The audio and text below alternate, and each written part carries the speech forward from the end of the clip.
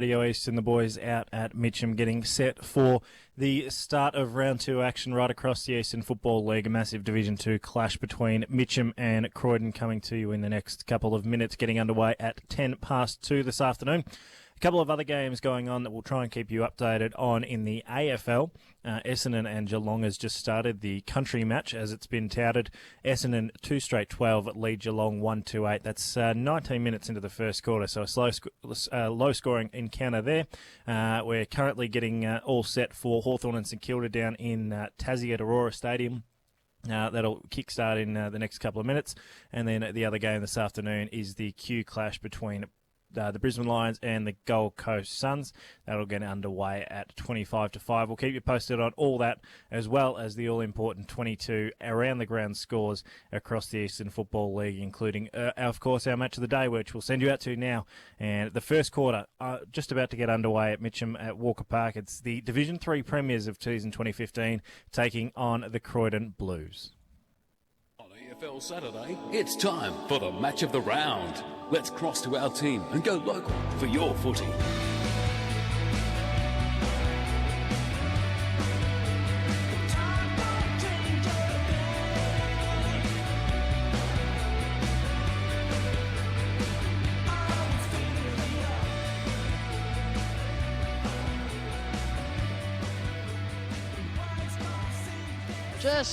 Just over 5 minutes to go to a start here at Walker Park. And what a moment we just had down there on the concourse. The reserves flag came down the pole after their loss to Croydon, and the seniors flag from last year, the 34-year Premiership drought, Baird, that was broken about 6 months ago. But the faithful got right around that. The flag is now limply flying, and what it must be said is a pretty lax breeze out here this afternoon. But a fantastic moment for the Mitcham faithful nonetheless. As you said, they've been waiting a heck of a long time for it, Paul, and good luck to them too, because, you know, there's nothing worse than getting beaten every week, year in, year out. But Mitcham has certainly turned the corner now, and we're in for a huge game today. It should be an absolute belter. You're, of course, in the special comments chair. And alongside you on his Eastern Football League media team debut today, we pinched him from the Western Region Footy League. I think there was a trade involved. We wanted to give them the BWS. They wouldn't bloody touch him. So we've got Louie Bulzomi almost free of charge. Louie, welcome to the Eastern Football League media team, mate. Paul, it's an absolute pleasure, mate. Thank you very much. And it's honoured to be alongside yourself and Ray here in the chair. It must be like a kid going to his first day of school. Yes. Here, like you guys. He's been involved in football radio for a number of years, but really looking forward to a great contest today, especially seeing a side who have come from a premiership in a lower division come up and show them what they're made of in a higher division. And we do like to call Walker Park the MCG of the Eastern Football League. What are your first thoughts on our setup up here in the commentary box, and of course the ground itself, the grandstand? It's got a bit of everything, this one. Yeah, pristine, absolutely pristine view that we've got here. No better at all. Of course, we will try and cross down boundary side at some stage when our guys on ground level are ready. That, of course, will be Will Taylor and Esmond Aponso this afternoon. And I think Grant Campbell is down. Just down the bottom there, mate. You just wormed your way in without really announcing yourself. Lucky I could see you. You are the best stats man in the Eastern Football League. Are you looking forward to this afternoon? Yeah, when there's only one, it's easy to be the best. Absolutely looking forward to this game. It's going to be fascinating to see if Mitcham can make their home ground a fortress this year. They won 8 out of 9 at home last year, and that had a similar record in the last few years in Division 3. And Croydon coming off such a bad result in round 1, can they bounce back? Because I reckon if they get a heavy loss today, you can put a line through them. Super, you're going to have to be on your game, mate, because last week Big Brash was listening all the way in Germany, and he was tweeting us. But so I don't know, heaven knows where he is today, but there's no doubt he'll be right on to you, mate. Oh, I'm sure he will. Brash always knows what he's talking about. Fair to say he's the #1 AFL expert over in Germany at the moment, I'd say. I think the real conversation there is what's going so horribly wrong on your European holiday where you need to settle up and watch some Eastern Football League action from halfway across the world. No, we are the best local football competition in the state. There's no doubt about that. And all Soupy's work this afternoon, of course, will be brought to you by Yarra Valley Water. Don't forget to Choose Tap. Be smart, Choose Tap, and download the free Choose Tap app today. And, of course, we give massive thanks to all our sponsors here on EFL GameDay. brought to you, of course, by the Pancake Parlour, open 24 hours, Doncaster and Malvern East. We got all that housekeeping out of the way, Raymond. We have to make those people happy. Yeah, I will. Yeah, no, that's all right. Look, I just looking out there at the Mitcham side there, and I thought for a minute big Matthew Richardson was out there. See the big number 12 with his back? That's Jared Elton. He's a mountain of a man, isn't he? Absolutely massive, and I can't remember quite where he's come from. But 202 centimetres, there was a big announcement when he got signed by the Mitcham Footy Club. So they're absolutely stoked to have him in that side. And I think he'll fill the void left by Nick Higginson. Yep. A bigger body in that ruck is always helpful, especially when you go up the divisions. Higginson, from memory, Raymond, was a tall man but a slight man. Yep, This guy, you don't want to run into him, do you? No, certainly. Well, it wouldn't worry me. I'd just go straight between his legs, mate. But he's a huge man. The star-studded forward line of Mitcham, of course, is getting ready to hopefully take this game apart from their point of view. Stevie Pym. We heard from Paulie Newlands that Ben Riley, the young fella from Croydon, I think only 21 years of age, is going to get the job on Pym today. How does he have to play him, Ray? Pym's not one of those guys who you can out-muscle or even outsmart. I think it's all going to have to do with the help he gets from the blokes around him. Well, that's certainly right. You're not going to outmark him. You know, one-on-one, he's going to outmark you every time. And the big thing with Pimmy is he can get into the opposition's head. So what the young fella's got to do is just turn itself off. Don't listen to what Pimmy's saying to him, because Pimmy's going to talk all day to him. But yeah, and let's hope that some of the other defenders down there can come over the top and punch the ball away from Pimmy. We see some high-scoring affairs out here as well. I think I saw a game between Mitcham and Montana South where Montana South kicked 111 points and I think lost by 4 or 5 goals. So if we see that sort of action this afternoon, Louie, it'll be a pretty nice initiation to the Eastern Football League for your fine self. I'll bring that on, most definitely, Paul. I'm really looking forward to seeing if they decide to go all-out attack these two sides. So, and I guess based on, especially how Mitcham went last week against Waverley, they're no stranger to kicking a big score. Yeah, 160 points they put on the board in that one. The players getting into position. The left of your radio dial or your TV screen is where the Mitcham Footy Club is going, down towards the scoreboard end. And the Maroondah Highway end is where Mitcham is going. And let's head ourselves down Boundary side for the first time this afternoon, thanks to LifeCare. Esmond Aponso. Thanks a lot for that. The ground's in absolutely perfect condition now, and just a slight wind advantage. Mike's not on. No, that's not your fault, Esmond. Try again. We're on now. Thanks a lot for that. And the ground's in perfect condition. It's just a bit of 2-goal breeze going towards the main scoreboard end. Thanks for that. How's that for timing as Paul Thatcher and Elton do battle in the ruck to get this game underway. Bodies flying everywhere. Quick kick out. And there's a left foot ball inside 50 for the Mitcham Footy Club to start things off. No mark taken by the Croydon defender. Left foot kick around the corner from Hogle. Pym's in a one-on-one. Got hands to it. Faulkner couldn't quite do the roving. Now the Blues try and get a handball through towards Fraser Smith. He's in the long sleeves. The boy from Mitcham. The ball hits his ankles and just trickles across the boundary line for a boundary throw-in. The Prince of Paddington's just joined us. Afternoon, Ben Warren Smith. Good afternoon, Seymour. Good afternoon, Louie and Ray and everybody else out there. Really looking forward to this game today. The ground looks a picture and there's a good crowd in too. Thatcher gets front position in that ruck contest against Pym. Going in hard with head first there was Bolton. Footy spills out towards Mitcham. Left foot kick towards goal. There's the first one on the board. The Tigers are in. That was Mark Parente with the nice chic tattoos on his left arm there, looking very nice indeed. He gets the first goal on the board for Mitcham.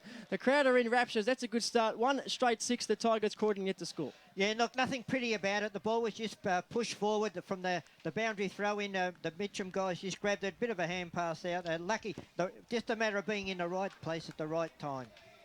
Yeah, just wasn't sure that first clearance coming out there for Mitcham. The Croydon defender there in hard. Need to hold on to those marks if you're going to go off your opponent. You got hands on him. He got the first 2 jukes. Just couldn't quite bring the mark to ground, which is... Love it. Goes in really hard too. Still sporting that fancy little ponytail, but he got caught with holding the football. So Mitch Keedle will have it for the Tigers in the middle of the ground. Going to drive the ball forward towards the Pym direction. He didn't have the front spot. It was knocked away. Faulkner was in there. Now the Blues will have time to get themselves out of trouble here. Here's Lovett. Got the handball away. They'll kick up towards the wing position, but straight out of bounds on the full. Jimmy Grant looking away in disgust on that kick, and Mitcham will have a chance to go forward once again. Not often you see the breeze pushing to the left of screen here at Mitcham. So Lucas Marrow kicks it to the hot spot. It is all Croydon. And a strong mark has been taken by Paul Thatcher. Gets the handball away. That was okay. Hampton had to get rid of it quickly. Put himself under pressure. Charging through was Bolterwaite. Well, he looked to give a look-away handball there, but he got pinged in a nice tackle, and holding the ball is the result. Paul Thatcher with a kick to relieve from halfback. He goes back towards the defensive goal square. That's Lovett, who's been in it a little bit early in the back line for Croydon. He's got Smith in the pocket shorter. Probably not enough space to go there. He's going to have to just drive one down the line. He decides to go short. It's a measured kick, and in some space there is Matt Wilkins. Maining the mark there is Faulkner, who had a good little burst in the first half of last year's Premiership win for Mitcham. Kicked 3 goals.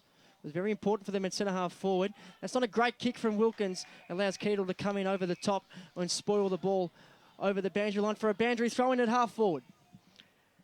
Well, it's been all Mitcham at the moment inside their forward 50. And look, the back 6 at the moment of Croydon, they're standing up pretty well because there's a lot of pressure on out there. Haven't really been too measured in their approach going inside 50 just yet, the Tigers. Somewhat of a shallow boundary throw-in. Players converge on the ball. Tricky little hands over the top. Almost getting a high tackle there from Mitcham was Miles, but he gets the ball around the corner. It was an opportunistic shot on goal that eventually amounted to a behind. So 1-1-7 the Tigers. Croydon yet to score.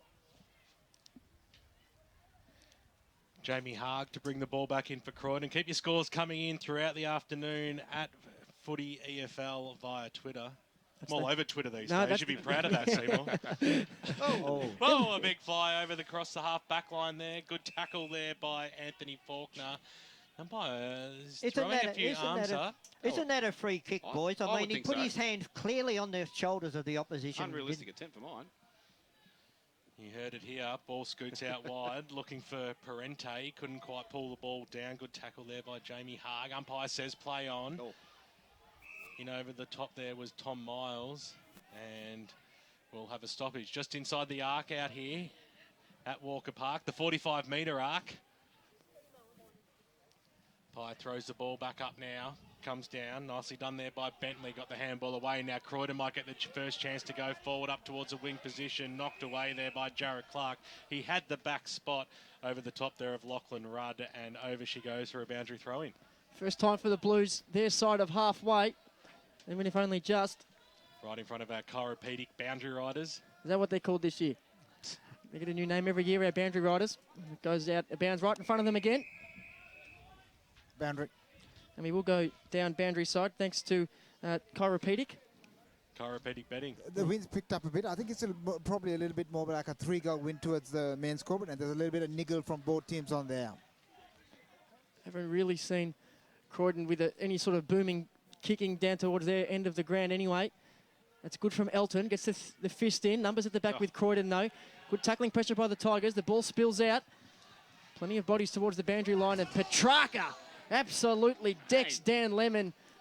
Good kick. Somehow the ball stayed in. It's in the middle of the ground. That's Tui. Gets the handball on. Big thumping kick inside forward. 50. Empty goal square. How's it going to go? Well, that's gone Miles. Daniel Johnson. It's not often the big fella ventures from full back, but he's kicked the goal from 55 on the fly. 2-1-13 the Tigers. Croydon yet to score. Exciting footy by Mitcham. And a very early contender for the chiropedic goal of the day too, Raymond. You love saying that, don't you, Ben? Yeah, no, look, great play there. Great kick. He kicked that from inside the centre square. Okay, the wind's going that way, but it's a huge kick anyway. A little bit more pressure now, Louie, on the defence of Croydon. Yeah, certainly has been, Ray, but they're getting enough numbers back there. It's just that transition out of their defensive 45s really hurt them. It's crossed down boundary side, thanks to chiropedic betting, Will Taylor. Yeah, just watch for Daniel Lemons. He had a bit of a heavy collision and hit down here at the boundary, so just keep an eye on him throughout the game. Well, Daniel Hughes got the stoppage, got it inside forward 50, snap around the corner by Ficarelli, got half smothered. It was taken there by Todd, got the handball away, a little inside out kick there. Which way is this one going to go? That's a check side that's hit the post. One behind. It's number 37 out there. We're looking for an answer on who that player might be, and our chiropedic betting boundary riders will be able to help us out with that one. Let's see what sort of mileage Daniel Johnson can get on the kick in from fullback. See if he can make it. Just goes for the short option, finds Mitch Keedle. It'll be easy to spot out there today. Slight frame, fluoro boots, long sleeves. We like that. Usually his kicking skills are top-notch. Leaves a bit to be desired there. Coming through and trying to pick that one up on the bounce was Bulzomi, and his handball misses a teammate as well. So very sloppy work by the Tigers. We'll have a boundary throw in at half back for them or half forward for Croydon. I was going to say, Ray, what would you say for Croydon at the moment? A lot of the players going against you. Would you, based on the fact you're against the Breeze, would you try and be more defensive in this quarter? No, look, I just go with it as it is at the moment. They've only got 2 goals kicked, and we've been playing nearly 8 minutes, so it's not too bad. I wouldn't be putting anyone back there at the moment. Elton gets the tap down. Petrarca at the front of the ball. Handball's wide to Winterton, who takes a bounce. Another bounce. He's off and running. Inside forward 50 goes the kick. Pim's real smart here. He lets the Breeze do the work. And in the bread basket, out of the bread basket. Umpire said he had it for long enough. I think that was a very lucky call indeed. I don't think Pimmy controlled that for any more than about a second and a half. But right out in front of the Mitcham pass players, who would have been irate had that not been paid. And now the big, bad, bustling, bald full forward for the Mitcham Footy Club is going to try and knock through the 3rd goal of the afternoon. You mentioned at the pre-game there, Paul, about just the name, Steve Pim. I wonder if that would have been... Yep. All that would be the case of getting the mark paid to him. But anyway. Absolutely right. Definitely would have been... all about his reputation there. That one's gone straight through. Let's cross down boundary side thanks to chiropractic betting. Will Taylor. Yeah, number 37 for Croydon is actually Brendan Weiner. He's just changed his jumper from number 6 to number 37. That's kind of him. It's insulting as well because I wanted to call that the kick was going towards Weiner because who else would actually be there in that position as well? Exactly right. So I should have just gone with it. So, Bendigo Bank scoreboard, 3-goal lead early in the piece to the Mitcham Football Club. Haven't they started off magnificently today? Going up there in the ruck there, Shield couldn't quite get the knockdown, scooped upon nicely there by Holstein Wild. Got it across there to Bulzomi on the right boot, drives it out wide, looking for Hogle of the Jaden variety. He'll just hold things up a little bit here. He's about 80 metres out from goal. Big man Elton's by himself at centre-half forward. Well, it was a sloppy kick going inside forward 50. A big fly by Faulkner over the back. He created the spoil. The Blues have the numbers at the bottom of the pack. He's love it on the deck. Couldn't quite release the football. Umpire comes in and says, give it to me, boys, and I'll restart this about 40 metres out. 35 probably metres out from goal. Umpire throws it up now. Oh, Mitcham, that was almost a throw. The umpire said play on, snap around the body. It might be kept alive here by Croydon. Out of bounds is the call, though. So far left to forward pocket. Couldn't be kept in by Lachlan Todd, who tried his best, Louie. No, well, BWS, I'm not going to try and put my umpire hat on too much. I do a little bit of this in District League, but that looked like a throw to me. But not a bad EJ Whitten flick pass. Throws it in. Pimmy at the back of the pack. He dived over the football, wanted to win the free kick. He almost got rid of it as well, and a few players come in to help and put their stamp on the play, and the umpire comes in and will call for a bounce. Pim, big knockdown over the top. Is okay. Close to the boundary line there. Bolton's in there over the top of him. See Faulkner, it might have been Jake Toohey actually, and over she goes for a boundary throw in right in front of the Bendigo Bank scoreboard, which reads Mitcham 3-1-19. They're leading Croydon, one behind. We'll have a boundary in an awkward little spot for both sides. I think the boundary line will win out. It usually does in a situation like that. That's exactly what happens. Josh Bolton helped over the boundary line. Chris Mitchell, currently the man in the goal square, next to Ben Riley. It's a ball up, boys. It's the same thing. So Pim allows Shield to go up unopposed. Working in a phone booth, all the players there. Don't want to take the umpire to pluck out a free kick either way to probably clear this congestion. Or a bit of Stevie Pim magic, which I wouldn't mind seeing. No third man up there. And that was Lachlan Todd. He gets the fist out towards the boundary line for Croydon. That umpire out there, Katrina Stopinski, she good to see her back umpiring. She had a year off last year, had some sort of injury, so she's got a hot one to handle today, boys. Absolutely right. There'll be plenty of testosterone and tension out there. She's had plenty of play early in the piece as well, that's for sure. The ball camped down in this Mitcham end of the ground, and no one really able to get any clear possession. It looks like Croydon are going to try and manufacture something here, but no one able to get a handle on the ball. Keedle, his kick is smothered. He goes in back after it again. Bodies flying everywhere for both sides. Bolton's in there for the Blues. He's wrapped up at a strong tackle. And there's a little bit of argy-bargy, a few fisticuffs. Paul Blight, he's no stranger to throwing his weight around. Big muscly man, Paul Blight, but still wears a long sleeve jumper. Not what I'd be rolling with if I had guns like that, that's for sure. Free kick, high tackle. You could see that one amongst the congestion, and the umpire, no hesitation there. Oh. A bit off the ball as well now. 30 metre. 25 pay metres. that, yes. 30 metre penalty. A couple of the players do a little bit of foxtrotting. So much needed here for Croydon as well. They've been so hammed up in that scoreboard pocket in the last couple of minutes. That's Wilkins. Finds Ficcarilli on a short lead, just backward of centre.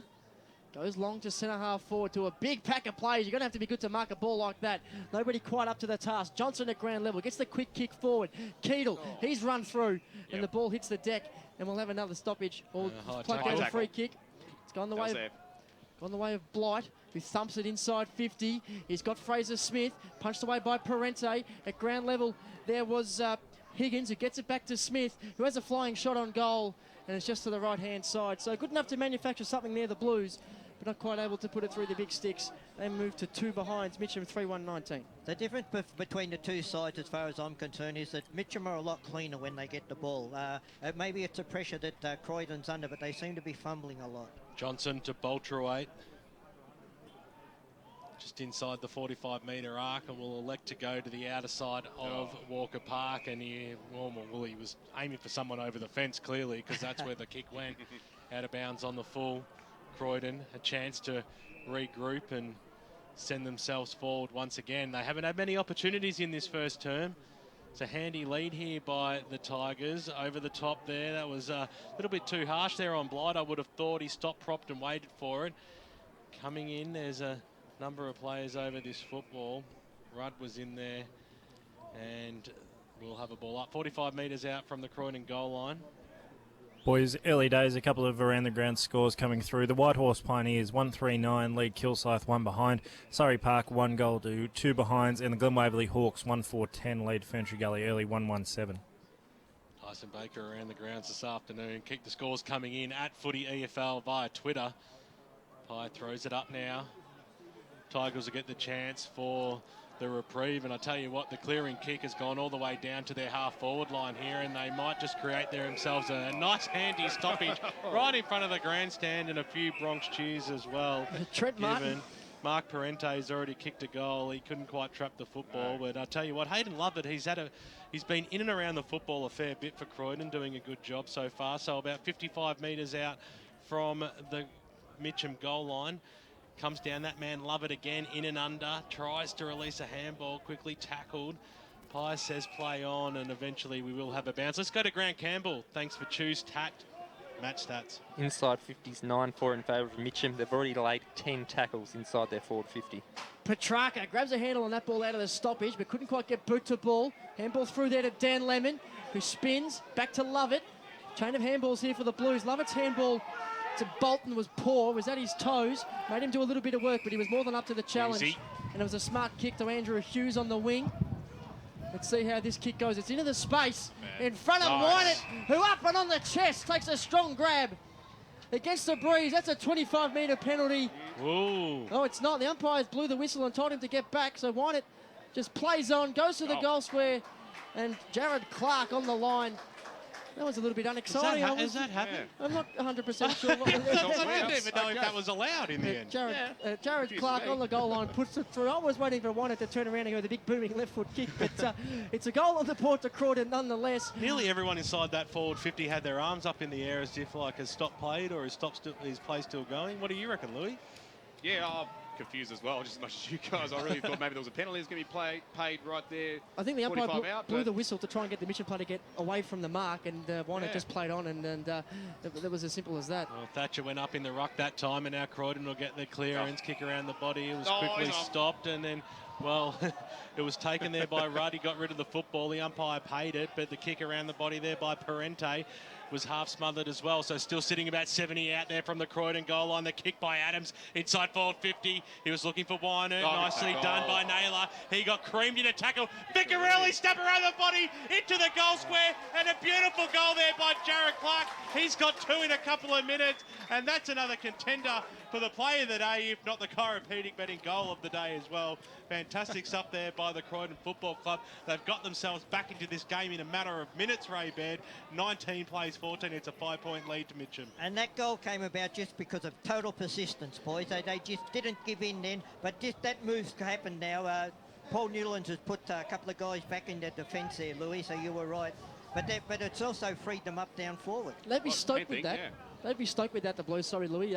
They weren't in the game for the first 15 minutes of that, and they kicked 2 in a minute, and all of a sudden they're back to 5 points. It was lovely. Oh, There's Clark to Thatcher at centre-half forward. They're going back in, but the Tigers have one behind the ball. That's Cam Taylor, who couldn't quite get a handle on it. He's thrown aside in a tackle, and won it not happy. So Cam Taylor gets the free kick. Give him He's a got Golden Globe, but not an Oscar. plenty of players on this outer side. Finds Petrarca, the Julian variety. Of course, Robbie, a late withdrawal today. Parente, he's at half-back. Clark's on the mark. Parente goes into the middle of the ground. It's a smart kick. Spots up a teammate there. Number 15, and not in our team sheet. Some more work for our chiropractic medic boundary riders. He goes to Johnson on the bounce at half-back, whose kick up to half-forward's an absolute shocker. Easy pickings for the Blues. Kick over the top by Fraser Smith to Clark at centre-half forward. Rudd, like a wrecking ball, barges his way through. Halstead Wild, he's dumped in a tackle right in the middle of Walker Park. And the umpire comes in, Katrina Stapinski, and says, give me the ball. She's going to have a sore elbow, I think. She's balled it up about 100 times into the first quarter. welcome back. Elton in the ruck. Hit out Shark there, going inside 50 is Wiggins. Nice. And it's a smart use of the body there. I think Jimmy Grant is the man for the Blues. Who's taken the mark? Oh, Brendan Wynett, sorry. Kidding yourself. Yeah, Wynett. Who else would be there? You're right. They look nothing alike. How do you stuff that one up? That's where I was going, Soupy. Thanks for Just sharing stepping a love in. around. Would have thought you were here for the stats, Soupy, not to get stuck into people. But fair enough. I caught that one I'll on the count chin. your clangers. You're up to 1. First time for everything, Grant Campbell. Here's Brendan Wynett on that all too familiar left boot for the Croydon Football Club to give the Blues the lead. He's just snuck it in. Oh, the goal umpire in rather theatrical fashion camped himself right underneath that Sharon and watched it sail through at post height. They're in front, the Blues, 3-2-20.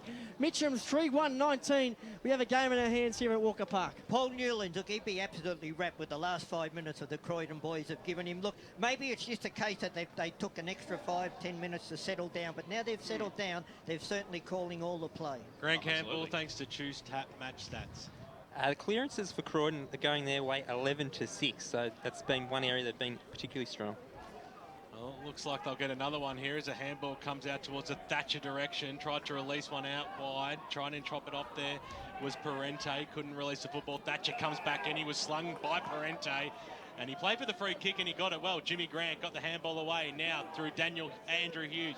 Goes backwards to Grant, who busted his way out of a tackle. That was good play eventually in the arms of Smith. He'll want to square things up across the ground. It was a risky kick, but it goes towards Alex Bull. He'll swing around on the left boot now. That's his unfamiliar side. But it was a beautiful kick up towards Jared Clark. Hasn't he been presenting well in this first term? That's 70 metres out from goal. He's already kicked 2. Distance is beyond him here, you would think, as he kicks it inside forward 50, and a great lead by Lachlan Todd, who wants to switch the ball back in, and a nice lead there by Josh Bolton. He takes the mark. They squared things up nicely there, Ray Baird, and they'll have a shot to put themselves further ahead here by 7 points. What they did then was they kept their head. They didn't look, they just were cool. They took a mark, they looked around for an option, and there was plenty of options down the corridors, and there's no better place to go than straight down the corridors. Poor checking by the Tigers. Not sure how Todd was able to take that mark in amongst 5 Mitcham defenders.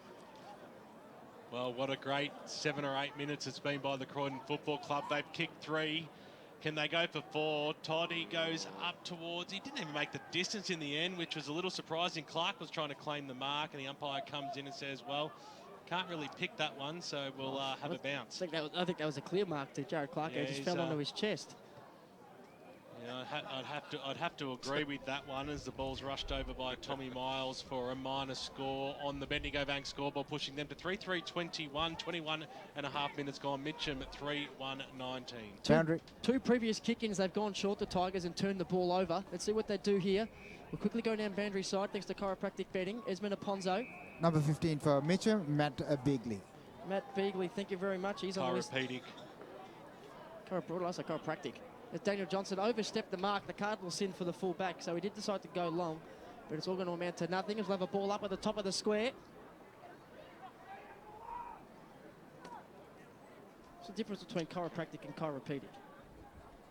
It's the name of the business, Paul. The word. There you go.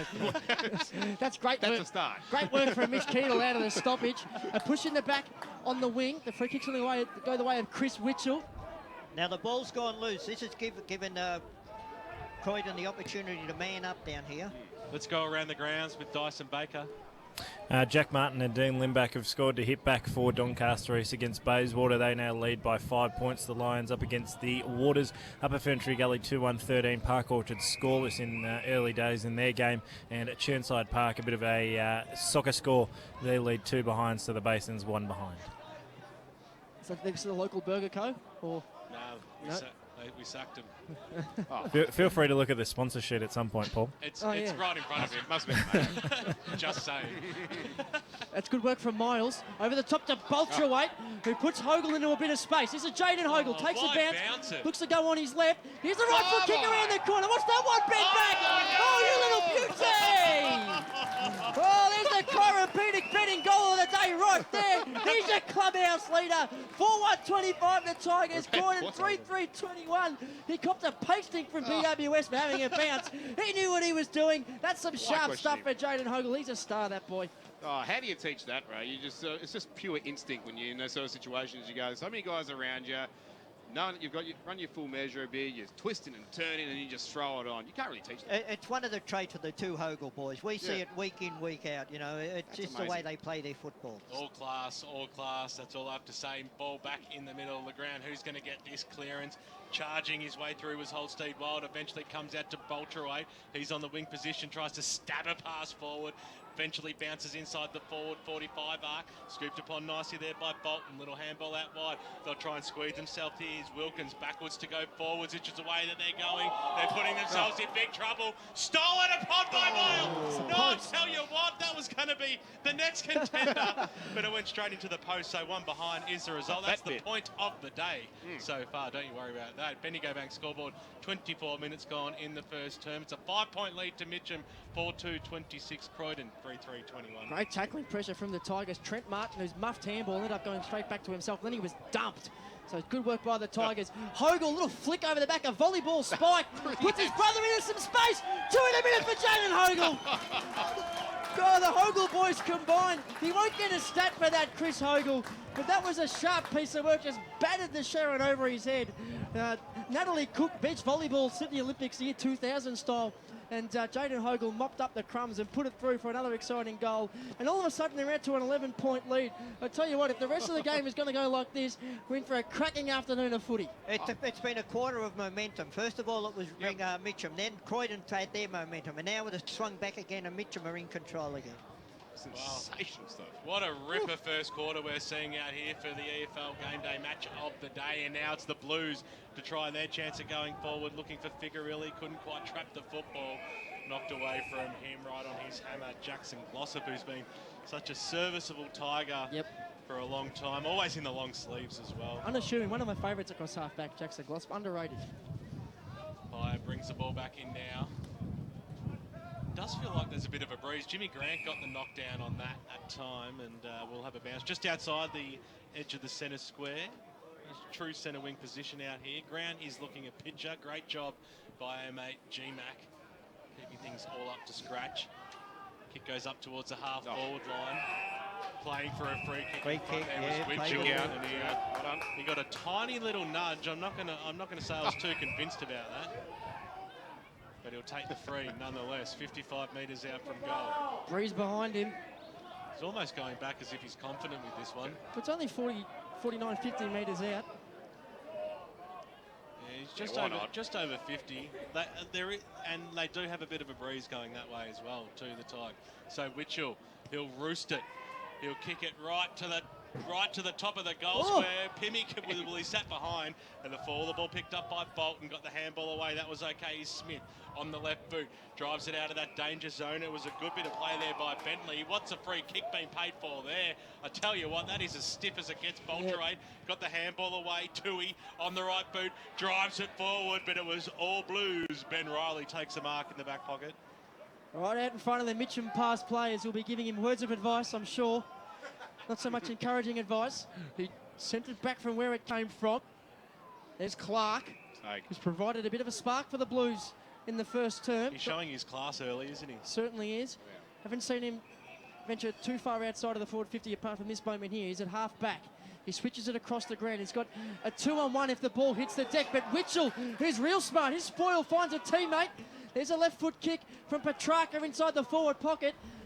Lands it perfectly. I think that wasn't a bad option. And Trent Martin helps it over the line. But that was smart from Petrarca.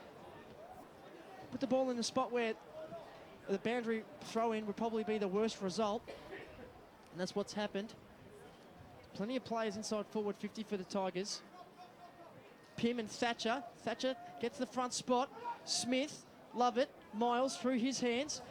Barging his way through there, or at least trying to, was Josh Bentley, or Lockie Todd it was, sorry. 11 points the margin, 5-2-32 the Tigers, 3-3-21 on the Bendigo Bank scoreboard, Croydon. 28 minutes gone in the first term, a highly entertaining first term. There was a third man up for the Blues. Hughes, handball to Wilkins. Here's Grant, can't quite get a handle on the footy. Miles, cop one high. Umpire's right on the spot. It was a bit clumsy. It was there. I think they know how long's left, so he rushes to get back into position. Is he going to have a shot? He's got Bolcherate in a nice little spot across the ground who could wind up. Not confident. He's looking more central. It looks like he's just going to try and pop it to the top of the square. Not going to have the legs, and there's a poor option in the end. And Thatcher takes the mark despite almost being spoilt by Trent Martin. It's a low kick into the pocket to Bentley. Anything for a touch. He's been good on that side of the ground. One-on-one. Johnson is good enough. Bit of holding. I think the boundary line beat both players on that occasion. Johnson, who's been good, who's been solid. Hit the first goal, which would have been paying about 40-1 on the tote. Any quarter time scores coming through around the grounds, Dyson Baker? Yeah, a couple. Most of them coming in through Division 3 and 4. Coldstream Trail Surrey Park by 12 points. Eastern Lions lead by a goal over Donvale. Ferntree Gully by 4 points over the Hawks. In Division 3, Churnside Park lead by 7 points over the Basin.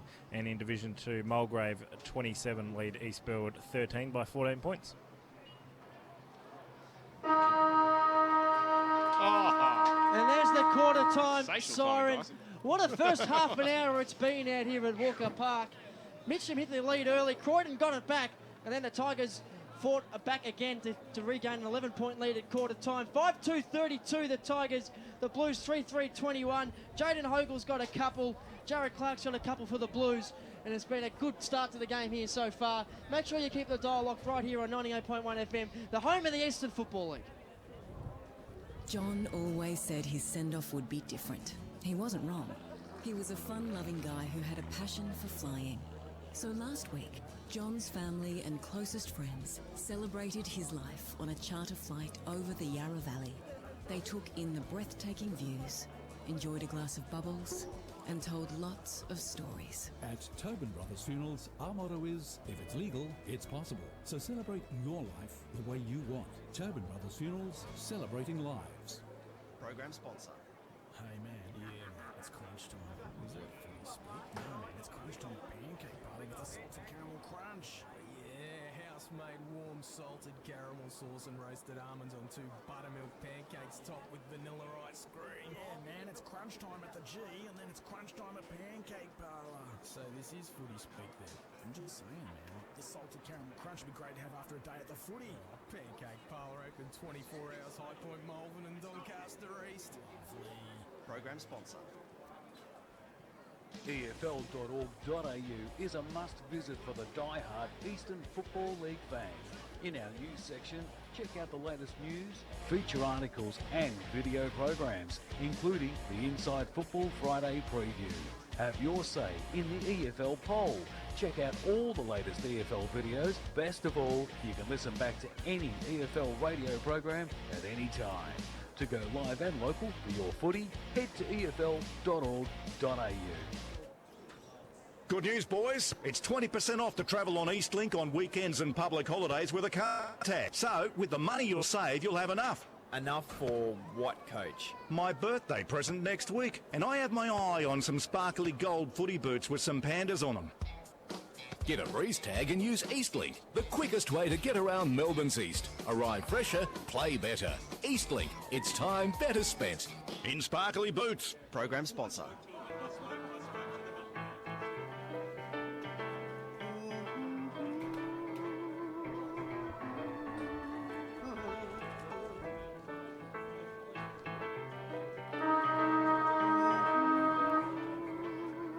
Welcome back to the studios of Radio East, and plenty going on around the Eastern Football League as we start getting these quarter-time scores coming in. Given the length of the quarter, I thought we would have been well ahead of most other games. Unfortunately, not at this stage.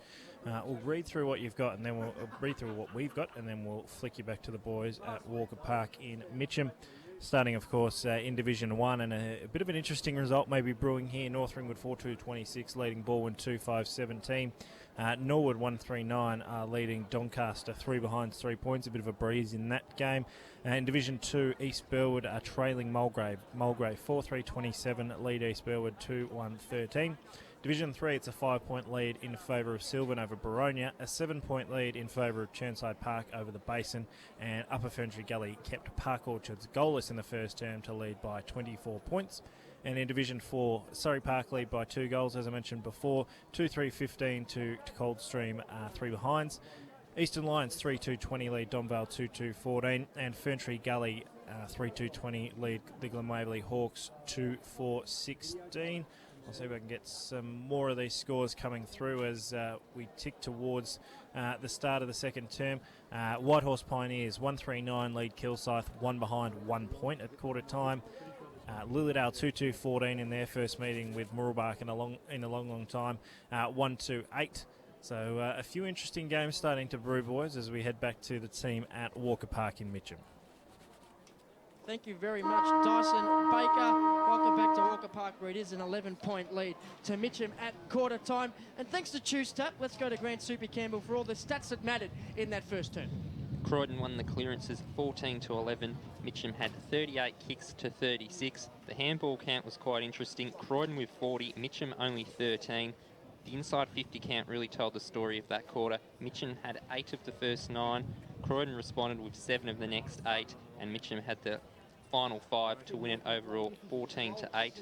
The mark inside 50 count though was 5-1 in favour of Croydon, and Mitcham's ability to put pressure on Croydon in their own forward 50 was exceptional. They laid 12 forward 50 tackles to Boundary.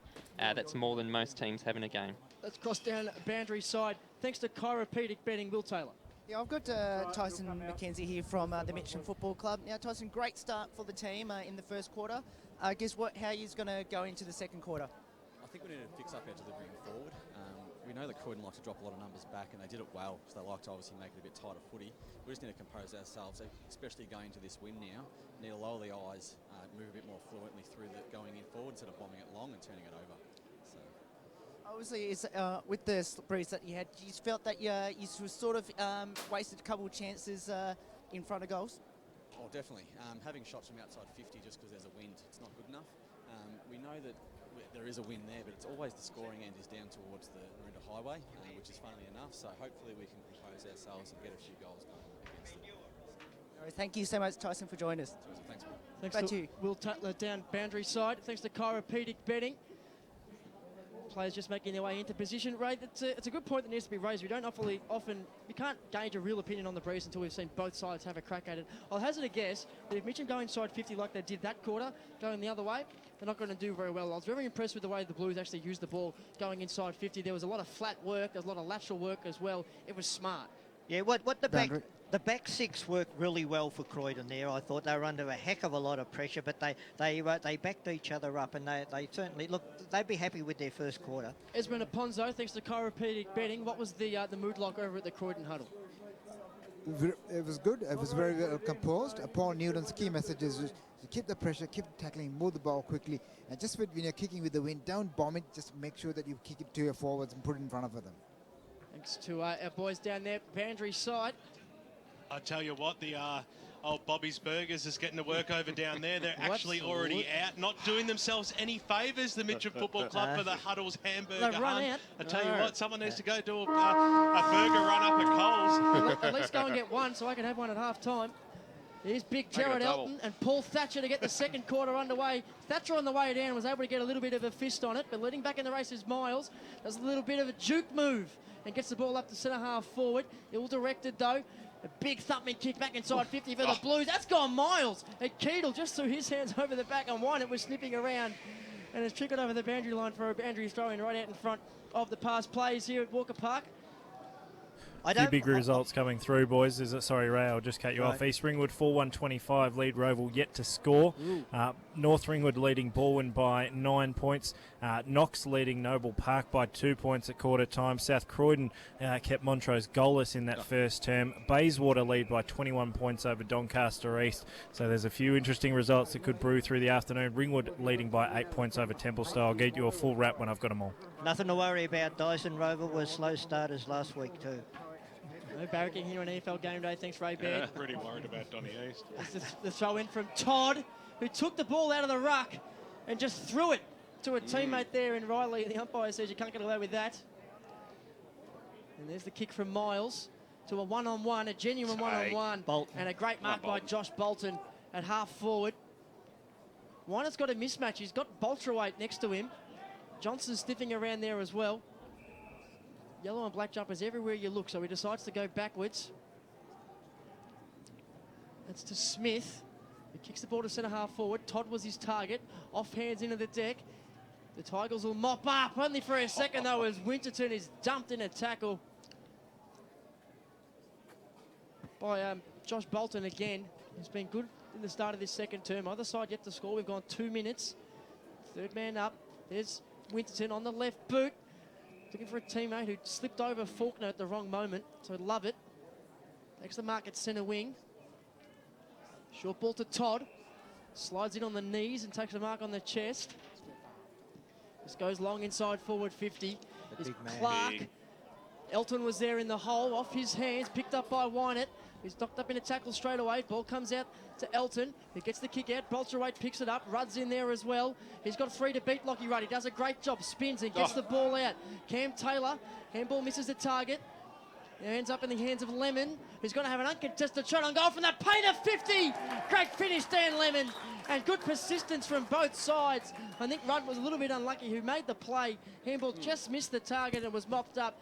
And that's a class finish from Dan Lemon, who hasn't done a hell of a lot so far this afternoon, but he stood up when it counted there. Well, it just showed a flash there of what he can do, though. Look, we've got big raps on him, and look, at the moment, you know, the back six this time of Mitcham, they're under fire.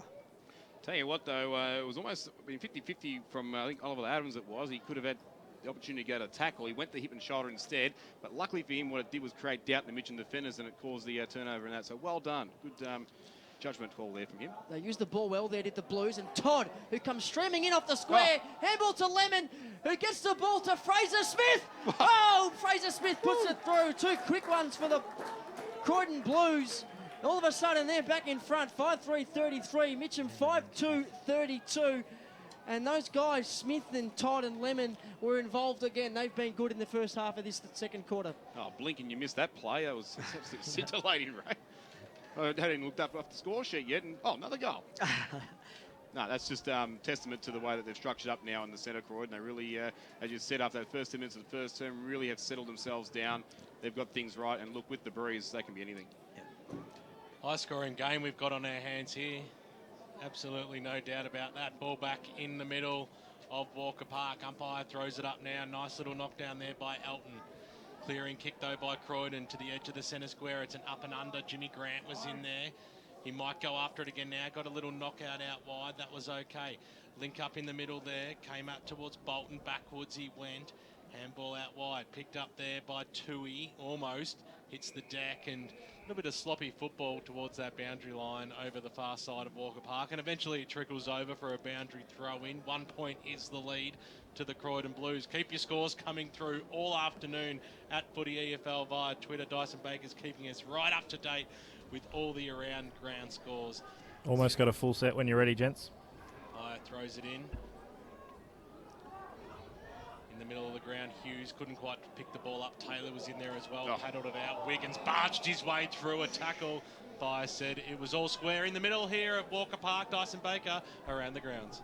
Plenty of action going on across the Eastern Football League. Vermont 9-1-55 lead Blackburn 2 straight 12. South Croydon 3 straight 18 lead Montrose 4 behinds 4 points. Knox lead by 2 points over Noble Wiggins Park. just might kick a goal to cut you off here, Dyson. You little beauty.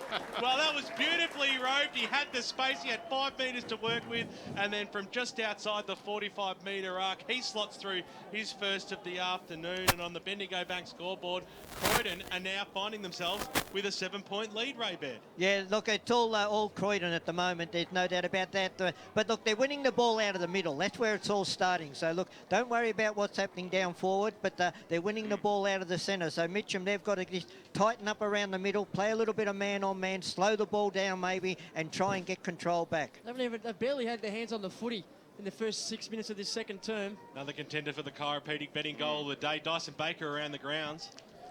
Knox lead by 2 points over Noble Park. North Ringwood lead by 9 points over Balwyn. Norwood lead by 6 points over Doncaster. A 25-point lead to East Ringwood over Roval. A 21-point lead to Bayswater over Doncaster East. Mulgrave lead by 14 points over East Burwood. An 8-point lead to to Lilydale over Murrelbach. Waverley Blues 3-6-24 lead Wanturna South 1-3-9. In Division 3, a 5-point lead to Sylvan over Baronia, an 8-point lead to Ringwood over Templestowe. South Belgrave trail Scoresby by 5 points. Churnside Park lead the Basin by 7 points. Upper Ferntree Gully kept Park Orchards goalless in their first term to lead by 24. Heathmont continue their good form, 5-1-31 lead Warrandyte 2-2-14. And finally, in Division 4, Surrey Park 2-3-15 lead Coldstream 3 behinds 3 points. Eastern Lions by 6 points over Domvale. Ferntree Gully by 4 points over the Glen Waverley Hawks. An 8-point lead to Whitehorse over Kilsyth. Sorry, Dyson, the Blues have just kicked another one. I'd let that one go as long as I possibly could. But some errant work from Mitcham going out of half-back resulted in a turnover, and Matt Wilkins ran into an open goal for the Blues, his first of the afternoon, and Croydon 7. So they move on to 7-4-46. Mitcham 5-2-32, and they've banged on 4 goals in the first 7 minutes of this second term. Almost got them all out, boys. I'll finish off that last one. Forest Hill 11-6-72 lead Nunawading 1-1-7. Catch your breath there, Dyson. Chop, chop. Wilkins fresh off the bench there to be able to get onto the end of that handball. Tell you what, though, Josh Bolton really is leading Jared Alton a merry dance in the centre there in the ruck contest. I mean, you've got the size advantage to Alton, but the mobility and the ability to read the ball has been all going the way of Josh Bolt. He's been fantastic. And handy lead, Ray. Yeah, just look at the flag too, boys. Look, the wind has really picked up. I reckon it's a 4-goal win at the moment. It never goes that way here either, Ray. It always goes up towards Usually the other whole way, way into the ground. So somewhat of an anomaly this afternoon. And the Blues, they're not going to stop. Lemon shrugs aside a tackle and just scrubs a kick forward. No one able to get a handle on it. Jaden Hogel's at half-back now. Handball's wide to Tui. Now the Tigers go forward. There's a bit of space for him up there. And running onto the ball is Anthony Faulkner. He's no stranger to a goal. Quick reply by the Tigers. Oh, that's a ripper. Oh, no, there's a free kick. Free kick on the goal line against Pim. The goal's not going to count. The goal is not going to count. And all of a sudden, the ball's back at centre wing in the arms of the Croydon Footy Club. And it just trickles out over the boundary line right in front of us here. And Pim is not happy. He's an irate man down there.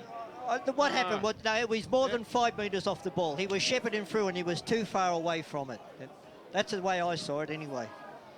And he's arguing with Katrina, mate. You should know you never argue with a woman. Hey, that's right. You might be Stephen Pim, but you don't do that. Bentley sharks the ball out of the ruck contest. Back to Bolton, who's got Lemon wide. It gets around Boltrawaite, up and under off the left boot. It's going to stay in. Clark's going to fly. So's Keedle, and they both have a fresh airy, and the ball lands in between both of them and takes a right-angled bounce over the boundary line about 40 metres out, right out in front of the bench here at Walker Park. So Croydon in an attacking position. That could be a big result. That would have been a great answering goal from Faulkner, and it was a good finish. It was a bloody good goal, I tell you that. It was. It's well worked out. Here's Keedle, who loses control of that football. Blight, who doesn't take the first option, is wrapped up by Lockie Rudd. He takes a free kick for holding the ball. Keedle gets stuck into Paul Blight. He's been solid there. Lockie Rudd. Here's his left foot kick. It looks like it's going to be a little bit shallow, but Clayton over the back gets first hands. No mark taken. Floater from inside 50 from Martin. Clark had the chance to go back with the flight, but probably not a smart idea when Vic Danny Johnson's coming the other way. Takes a strong grab and gets that ball on the instep. So another turnover at half forward. Mark's taken by Hughes. About 50 out. Slightish angle. His teammates are telling him to go back and kick a goal. I tell you what, it's not often he gets a chance for this. So one of my favourite players in the Eastern Football League. The breeze picked up. Why not, I guess. Didn't get much of it, but the breeze has got to do some work. Oh. Someone's just got a fingernail on that. Gee, that would have been inexcusable. Went for a fly about 5 metres before he was supposed to. No score either. That was, it was a free kick. I was going to say that was interesting. Good pick up there, Louie. As the ball comes out, stolen there by Lemon. Hasn't he had a good game? Hogle comes in. Nicely done there of the Jaden variety. Comes around to the wing position. It's a 4-on-1 situation. The best result ensued with Anthony Faulkner locking it over the boundary line out of bounds. A tough kick by Jaden Hogle. He just read that beautifully there. Grant Campbell, thanks to Choose Tat, match stats. Croydon lead the inside 50 count this quarter 10-1. And that one resulted in what should have been a goal for the Tigers. Lovett sees it over. How good has Dan Lemon been for Croydon, boys? Very Look, good. Will Taylor wrote him up before the game, and he has showed us how good he can play. Throws the ball back in now. True centre wing position over the top, stolen there by Lucas Marrow on the right boot. Sends it inside forward 50. And I'm not too sure if the kick was intended for Faulkner, but he took the mark anyway. Short passes on to Pim, and he had the front spot and the strong jukes to take the mark down, and he'll have a shot from about 40 out, 45-degree angle. Has he put on a bit of weight, Anthony Faulkner? I don't remember him being quite such a solid man. He's a very important player in last year's Premiership win. Certainly was solid. Are you saying he's been in the paddock or he's been in the gym? I'm saying he's been in the gym, Ben. Well, I've been in... Or a hybrid. I've been in the paddock. You've been in the paddock for years, mate. Pibby goes shooting towards goal, and that's a disappointing shot for his first set shot of the of this day, and out of bounds of this on the quarter. He goes. kicked the goal from a set shot the first time. I should say so. Kick goes out now. Lemon. Oh, Ray's no. favourite little handball. Got it away to Park. Got dispossessed of the football. That was good play there. Mitcham holding up the football on the 45-metre arc. Should have been holding the ball, I reckon. Boys, just a quick note coming in from Central Reserve. Ambulance has been called roughly a couple of minutes into the second quarter. Currently, it's Fentry Gully leading by 5 points, but that score may be delayed through the afternoon. Thanks, Dyson. Todd goes inside forward 50, looking for Wynerd, and he comes out on a strong lead, and he'll have a kick from just inside the 45-metre arc. This is certainly his range, Ray Baird. Yeah, he certainly is. Look, he should go back and kick a goal here. But look, if he does, that's certainly going to hurt Mitcham, because it was a ball up there on their half-forward line. It's just stupid free kick given away, and the decision was reversed, and now they're kicking for goal. And it was off a Dan Lemon turnover as well, which doesn't happen every day. So exactly right, Louie. Kicked one in the first. He'd love one with the breeze at his back. Just pokes at it and He's kicks got it it. straight through the middle. Second goal on the board to the big forward, Brendan Wynerd for the Croydon Football Club. And they extend their lead out here at Mitcham to 21 points on the Bendigo Bank scoreboard. 13.5 minutes into the second term. I'm not sure how there was quite so much space in that Croydon forward line, Ray. All the players were down here, and there's quick movement of the ball. You're lucky at Walker Park if you could be inside forward 50 in a one-on-one all by yourself. Yep, no, that certainly was good play. But okay, Seymour, what can Mitcham do? What do they have to do to get back into this? I think it's just about controlling the ball. As Soupy just mentioned, we've only seen them go inside 50 twice for the quarter now, and they haven't really been able to string together consecutive possessions. They'll get a free kick here for the old 5 men in the square. Here's a clearance for him, Soupy. Which is inexcusable in senior footy. Free kick will be taken by big Toddy Clayton, who drives it long to half forward. Couldn't bring it to ground. It would have been an absolute specky, though. That was a Pancake Parlour play of the day. Absolutely, it was. It's an good old-fashioned finger tipper. It was almost lovely. But could have been. Fraser Smith dropped a mark over the boundary line and was getting a bit of curry from Keedle, who sucked in the Croydon player to just get stuck into him and got the free kick for that. Bolton he got sucked into. Now the ball's at half forward. Mistake for him. Parente. Couldn't quite get a handle on the ball. Oh, no awareness. Well done. No awareness, Oliver Adams. Just able to get the handball away. It's a hot footy, that's for sure. No one really wants it, but no one wants to give it up either. It's one of those strange things. This is good, tough It's footy. some I sharp like it. stuff. Desperation stuff. And then we'll have a ball up right in the middle of Walker Park. Oh, that's what you come to see, boys. Loved that work from Keedle here on the bench, Brilliant. just to draw that free kick. It was classic work, good antagonising. James Grant is leading in the race for Croydon. Now they're in a bit of space. Here's Clark on goal for number 3. Ficcarilli gets there first, puts the head over the ball. Umpire says, I'm not going to reward you for that. Tell you what, he's stiff not to get a free kick. Absolutely. If you make the play, you put your head over the ball. There's not ducking your head if you bend down to pick the bloody The thing up. umpire was on the wrong side for him to get a free kick. We saw it from this side. So we'll have a ball up 30 metres out directly in front. Shepherding. Plucked out a free kick. Mitcham's way. Everyone stopped, but Mitcham somehow still take the advantage. It's Keedle, who's usually a good user of the ball. Not on this occasion. And it's out on the full. And now the Croydon boys are getting stuck into him. Oh, he's had quite an eventful last 60 seconds as Mitch Keedle. The old faithful let him know about that one. Kick from Lovett. Finds Martin on the bounce, who gets it straight back to Lovett. Mitcham have to be good here. Lovett on hands and knees. Makes the play. The crowd really getting involved here. Sounds of the game. This is good from the umpire. She's just going to ball it straight up. No mucking around. Get control. Kimmy probably going to come up a bit worse from that one. Petrarca. Julian Petrarca, the only Petrarca out there for Mitcham this afternoon. We'll have a ball up on centre wing. Breathless at the moment. Clayton, tap over the back. Into a bit of space with Petrarca, who gets dumped after he gets the handball towards Pim. It's up there by Oliver Adams. Rudd, he just wants the footy, Rudd, and you can't bring him down. Lovely work. The big ranger from Mitcham pumps it inside forward 50. Now they've got a bit of space, just going to pick it up and get the handball out wide. Faulkner's sniffing around, he doesn't mind a goal, but he lays the tackle on Alex Bull. And tackles inside 50, Louie Bulzomi, like gold. And that was a good one there from Faulkner. That certainly was, but full credit to Rudd, though. Just took everybody on and was not going to do anything else but get that ball inside 50. That's what he does. He just 45. makes a beeline for that footy more often than not and uses it quite well. Ball helped over the line by Hampton again.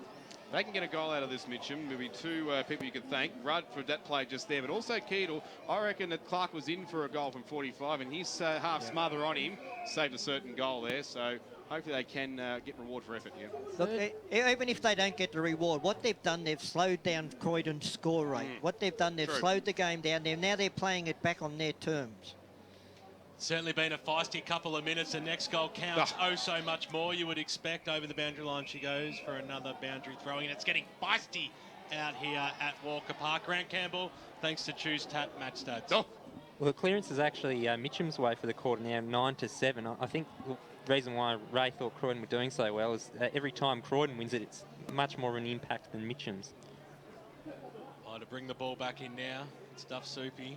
Thatcher over the back, Jimmy Grant got a little handball away. That was okay. Lemon snap around the body there by Petrarca to the top of the goal square. Which way is this one going to fall? Scooped upon by Hogel, who just had the poise and the time and the class to finish it off.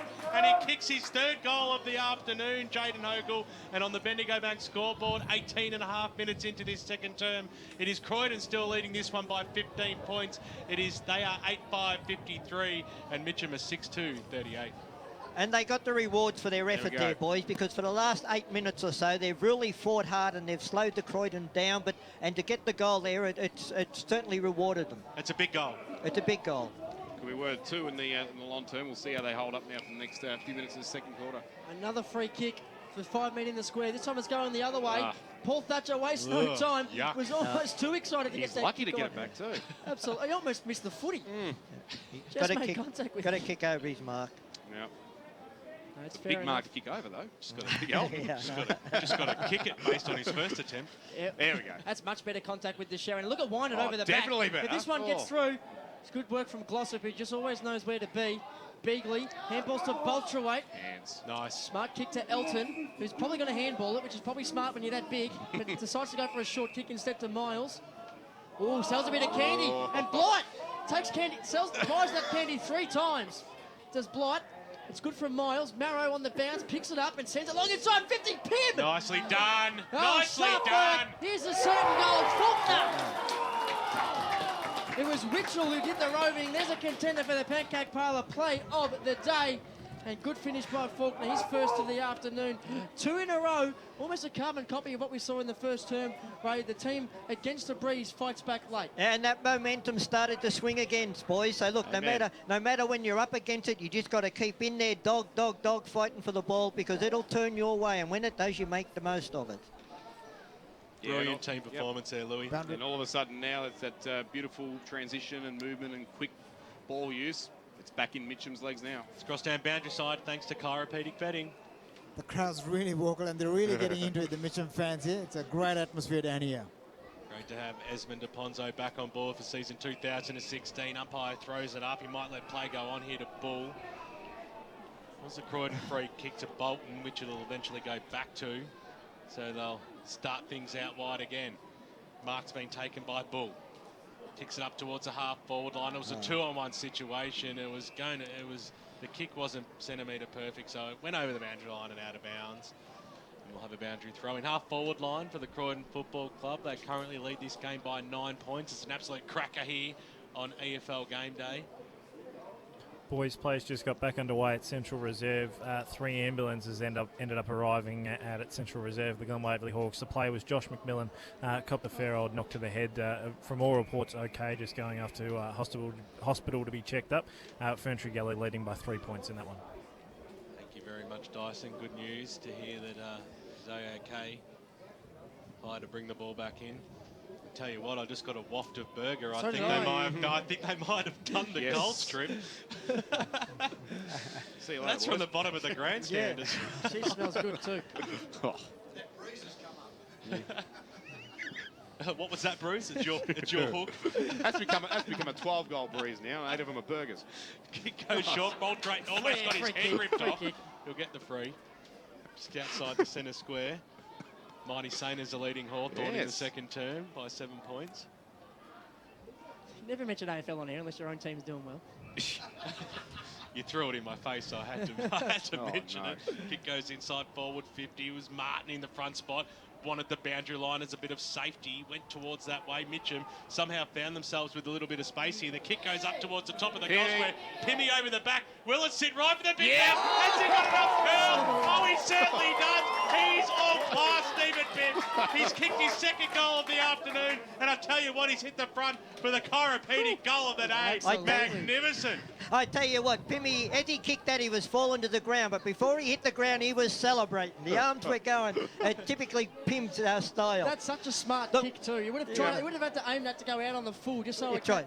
Boys, the reason why Mitcham's got back into this game is the big boy Jared Elton. Now, he's getting the ball out of the centre. Not only that, but he's contesting the rucks from the throw-in around the boundary line. He has really put his presence into the game in the last 10 minutes. 8-5-53 Croydon, 8-2-50 the Mitcham Football Club. 3-point ball game, Seymour. And Paul Blight takes the ball out of the stoppage in the middle of the ground and thumps a big 60-metre bomb down for a behind. If that had gone through, that would have been the quickest reply of all time. Let's take this opportunity to speak to Grant Campbell. He's got the match stats. Next to choose tap. Inside 50s 14-7 the way of Croydon this quarter. Oh, I tell you what, Smith has kicked a goal. No, he hasn't. No, free kick before he kicked it off. It was advantage. No, free kick. That's why I didn't interrupt Subi. Subi, keep going. I'm going to have a special comment. You look at the centre clearances. Mitcham have got no one on the defensive side. When Croydon are winning it, it's far too easy. They need to improve that or they won't win today. Good from you, Subi. Good kick. It was a comment, not comments. By Keedle. Croydon mopping up on centre wing. That's Bull on hands and knees, and a couple of players on top of him. We'll have a stoppage. Geez, those Hogle boys and Pym, they love games like this, don't they? The antagonisers. It's just set up for those boys from Mitcham. Elton gets the tap down to Boltrawaite, but gets it to Winterton. Over the top to Parente, who didn't really want the footy, was more interested in throwing his weight around. Clayton gets the handball over the top, picked up there by Hampton. There's Blight. Kick in the direction of Smith. He couldn't take the mark. Keedle has got the ball on a string. Clark runs through him. Todd ducks the head. Handball stolen by Boltrawaite. Now they're going. The kick's going to have to be good. Takes the mark just inside the boundary line. There's Jaden Hogle over the top to Faulkner. Pim, who stops and pops and leads back into the space. Good defending by Croydon. They converge on Stevie Pim. Rolling ball towards the goal scoop, and the Tigers, though, just goes the wrong side of the stick. And it's through for a behind. That was exciting play. I thought Pim had just got enough separation on his man. But good defending by the Blues, who ended up making it a 3-on-1, and the ball came to ground. Lucky at the end there to get away with not conceding a goal there, because Anthony Faulkner was on his own for an eternity, it seemed like, at centre-half forward. Was that kick from Bulzomi to Hogel that just stayed inside the boundary line. There's a thumping long kick from full back from the Blues. Clark was the intended target. Ball punched away from him. And front and centre was Wilkins. Handball going the right way for the Blues. The ball trickling towards half forward. Ficcarelli tries to get rid of Glossop. Can't quite do that. Jackson Glossop was the first man there. Handballs forward to a teammate. Gets the old 1-2. Bulzomi, the ball just escapes him. Wide handball from Miles. In there for the Blues is Hughes. No one able to get a handle on the ball. There's a big kick from Winton up to centre half forward. Trent Martin from Croydon. He's a smart footballer. They work by handballs. Love it. The ball's at full back now for Croydon. Goes across the ground. Bit of space here for the Croydon player in Todd. He tries to find Smith with his handball. Can't do that. Jaden Hogel taps it over to Keedle, who does the old Kevin Bartlett. Handballs to himself. Picks up the scraps. Goes long to Pim. It'll be a free kick downfield. This is good from Keedle. He's under the skin of Fraser Smith and the Croydon players. And he gets another free kick for it. Now 40 metres out. Stephen Pim is going to have a shot on goal to try and put the Tigers back in front. There's plenty of emotion in this game. And the kick from Stevie Pim just fades to the left. Not quite able to get that one on line. But Keedle and Hogel, Ray, are well and truly under the skin of their Croydon counterparts, and the Blues are going to have to be careful not to do anything undisciplined.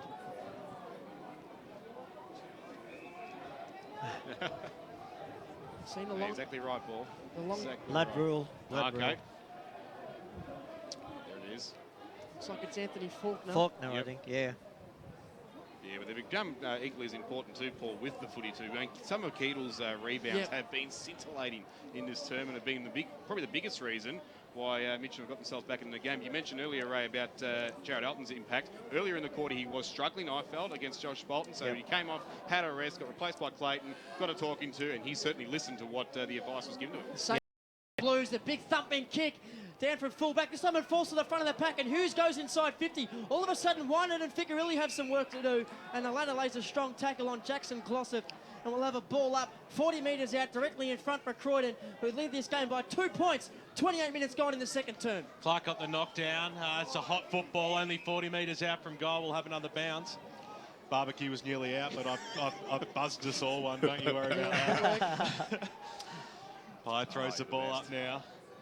Elton got the knockdown. There's a lot of players around this football. It's a hot football, 27.5 minutes into this second term, a 2-point ball game. This is why we came out here. This is the game of the day across the Eastern Football League. Pye throws it up now. Big fly over the back from Croydon. Scooped upon there by Wilkins. Stab around the body. Can he put it through? And he pushed it to the right-hand side. So a minor score as a result. The Mitcham faithful breathe a sigh of relief. And the margin stretches out to 3 points out here at Walker Park. 8-7-55, the Croydon Football Club leading Mitcham 8-4-52. Grant Campbell, some stats that matter, thanks to Choose Tap. Contested possessions are 35-32 in favour of Mitcham, being that very hotly contested game. Danny Johnson against the breeze.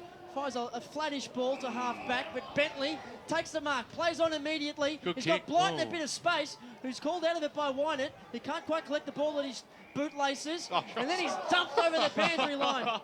Right out in front of the past players who tell him to get up and get on with it. How's that rate for an Oscar?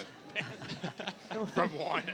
That wasn't much from Johnson. A boundary throw in about 45 metres out, 35 metres out rather, on the half-forward flank for Croydon.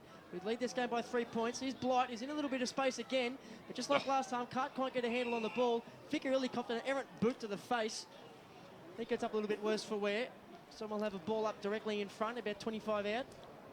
Boys, if you're looking for a couple of statements to be made, a few have been at half-time. A 76-point lead to Vermont over Blackburn, and the other one really making a statement. An 8-goal quarter to Donvale. They now lead by in excess of 50 points. There's a kick from Hughes. in towards full forward. Just comes off hands and hits the behind post. 50-point lead to Donvale. That's magnificent. Yeah. And After Vermont, trailing by 6 points at quarter time. good stuff by them. Clark, who does the ruck work up forward for the Blues on that occasion. It's a bit of a shallow throw in.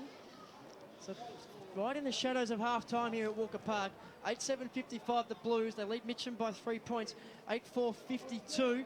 It's been Croydon's quarter with the breeze so far. Bolterweight cops a high tackle against Blight. Professional free kick. It was. That's called the special. The Michael Cardamone free kick. Bolterweight, who's been excellent in the second term for Mitcham at half-back, gets too close to the man on the mark, has to kick over Trent him. Martin. There's years of experience from Trent Martin. Yeah. And cops a little jab to the stomach too from Jaden Hogle. He won't cop that. And the Mitcham faithful are going mad at him. It's all happening down here. This is a great game of footy. Centering ball inside 50. Ficarelli at ground level. The small forward. Oh, doing what small forwards do, but not able to finish. Both crowds here are getting involved in the game there. The Jaden Hogle, he was having words with the coaching box there of the Croydon Turns around and faithful. gives them the Mitcham haka. Short passes on. Bolterate's under an immense amount of pressure. Wiggins is right on his hammer. And it was a solid tackle too, so we'll have a bounce 30 metres out from the Croydon goal line. They're peppering at the moment, the Blues. Throws it up. There's Clark going up against Elton. Grant lost the football. Marrow got somehow a boot to ball scooped upon by Wilkins for Croydon, though kicks it into the hot spot. Bouncing footballer does it wrong, and Glossop goes after it, paddles it to his advantage. He wants the boundary line. He tried to disguise it, and he did a good job of that too, because over she goes for a boundary thrown right underneath the Bendigo Bank scoreboard, showing a 4-point lead to Croydon. 31.5 minutes gone here in the second term. And nobody in Croydon's half of the ground as we get close to half-time as well. They're going to try to lock things up here, Mitcham. There can't be long left. A goal to the Blues here would be absolutely fantastic. Bentley, handball across to Hampton. Lucky Hampton, just to the wrong side of the stick. So they've had their chances in the last couple of minutes, the Blues, unable to extend that lead. They've gone out to 5 points, so they've been a 16-point turnaround since quarter time for Croydon, who have used the breeze well. But 8 goals, 9. They've wasted their chances in front of goal. Boys, while we're in the shadows of half-time here, look, it's been some great passages of play, but at the game has been umpired very well as well. They haven't lost control just yet, Raymond. We've still got a half to go. The kick in from Johnson was long and deep, and it's a strong mark by Todd. Got to move it quickly. He's been good this quarter as well, Lockie Todd. Oh, have a shot. No. He's looking like it. Backing himself in from 55. From the centre square. We'd want to have to unload with a torpedo. He's going to go next. Now you can't blame him. He must have known how much time there was and just decided to back himself in. It looks like he's going to try and uncork the genie. You've called one of these after half-time, BWS. Now it's my turn. Lockie Todd, uncork the genie. He doesn't get any of it. That's a disappointing kick. Far too close. No score is the result. But that ends a great first half of footy out here at Walker Park. The Croydon Blues, 8-9-57. Mitcham, 8-4-52. We'll take an ad break. Stay tuned here on 98.1 Radio Eastern, because after the break, the half-time pie shed show, we'll go through all the other results from around the league. Don't go anywhere. How would you like your coffin to look? I'd like it covered with farewell messages from all my friends and family. Can I get a picture of a beautiful sunset over the 12 apostles? Make mine look like a smartphone. I'd like black with a yellow sash and the words to the team song as well. Well, at Tobin Brothers Funerals, anything is possible, including a custom-designed and decorated coffin to celebrate your life. To find out more, visit tobinbrothers.com.au. Tobin Brothers Funerals, celebrating lives. Program sponsor.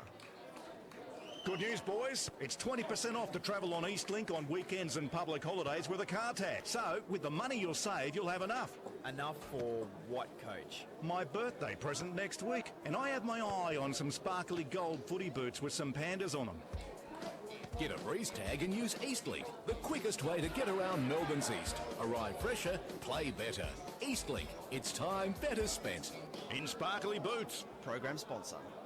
Dyson Baker back in the Radio Eastern studios. Plenty of great games going on as you go local for your footy right across the eastern suburbs of Melbourne. As I mentioned before, it's currently a 76-point lead to Vermont over Blackburn, 15-6-96. They lead the Panthers at 3-2-20. Other scores in Division 1, Baldwin 3-13-31, struggling against North Ringwood, who are 6-4-40. They trail by 9 points. Norwood kicking away in the second term, 4-7-31. They lead Doncaster 2-7-19. In Division 2, Mulgrave 10-9-69, lead East Burwood 3-4-22. In Division 3, Sylvan lead by 3 points over Baronia, 4-5-29, lead Baronia 4-2-26. Templestowe, after trailing by 8 points, lead by just a solitary point at half-time, 3-9-27, lead Ringwood 4-2-26. The Basin, 7-7-49, have a 21-point lead over Churnside Park, 4-4-28. Upper Ferntree Gully, just 1 goal to Park Orchards, 10 to the Kings. They're 10-3-63. They lead the Park Orchards Sharks, 1-3-9. And in Division 4, 4-9-33, a 30-point lead to Surrey Park over a goalless Coldstream, 3 behinds, 3 points. And Donvale, 10-4-64, lead the Eastern Lions, 4-3-27.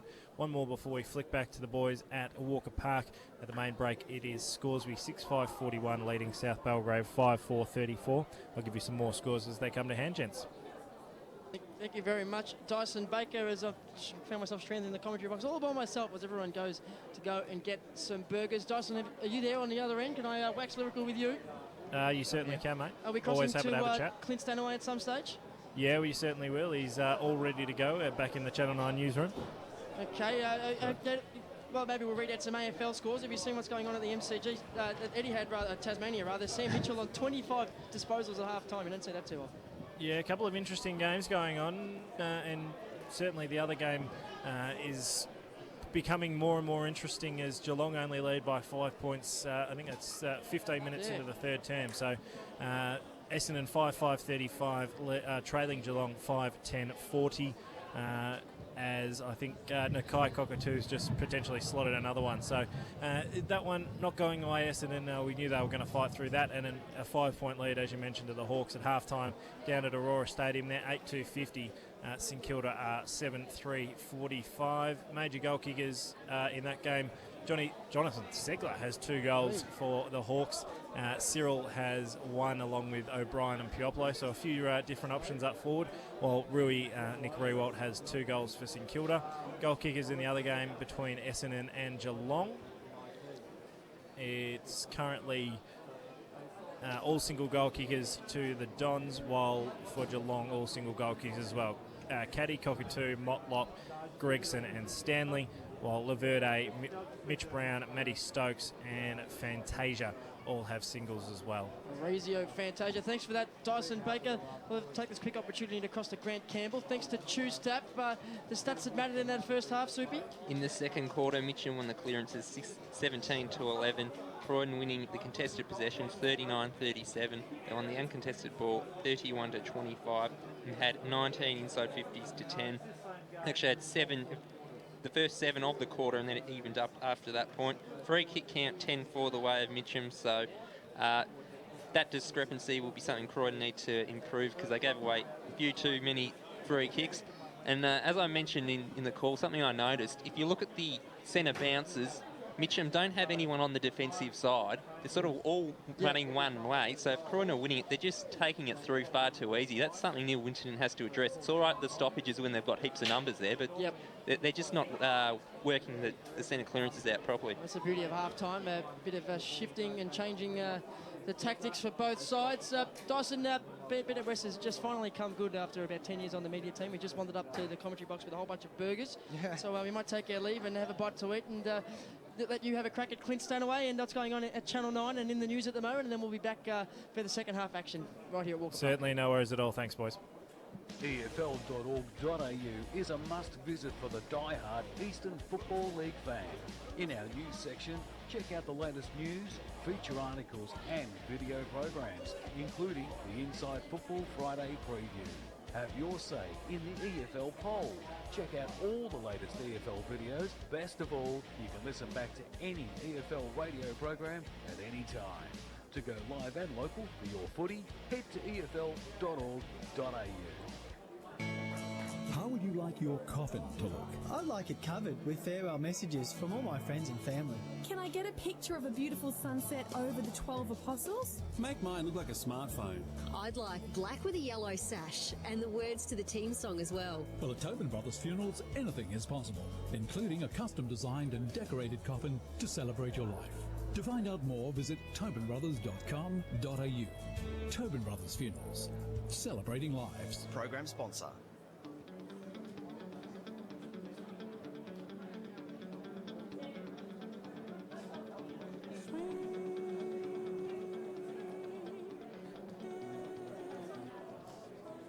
Welcome back to Radio East in the studios of 98.1 on EFL GameDay. All thanks to the Pancake Parlour. As Paul mentioned just before the break, we'll cross to the Channel 9 newsroom to find out exactly what's going on around the country and around the world. And joining us this afternoon, as he did right throughout season 2015, very good afternoon to Clint Stanaway.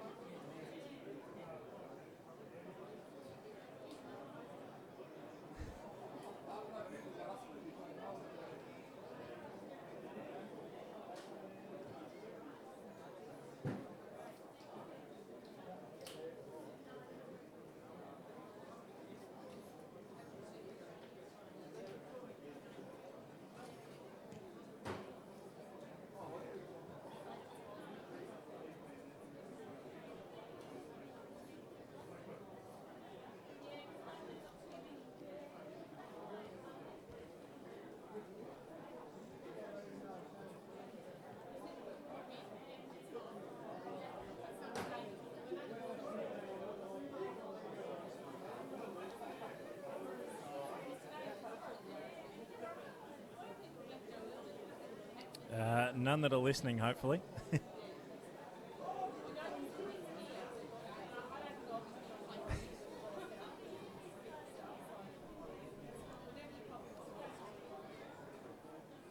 You didn't want to pick up that assignment this afternoon? You talking to me?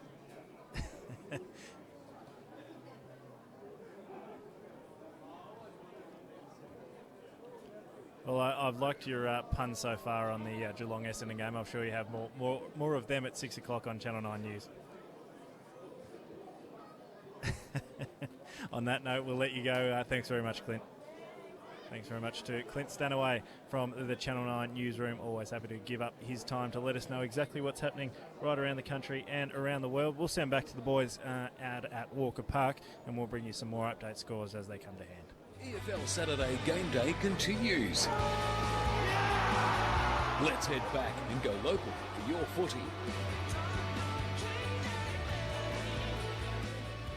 Thank you, Dyson Baker and Clint Stanaway, a very, very funny man, and you two just the best chemistry out of any Clint Stanaway EFL media manager combination I've ever seen. The burgers here at Walker Park are early contenders for our Eastern Football League hamburger hunt, which of course is back in season 2016 as floated on the huddle on Friday night, and it's just slid down. An absolute treat, that one. Here at Walker Park, of course, just to repeat, it is a 3-point margin at half-time. Croydon 8-8, 4-point margin rather, Croydon 8-8-56, Mitcham 8-4-52.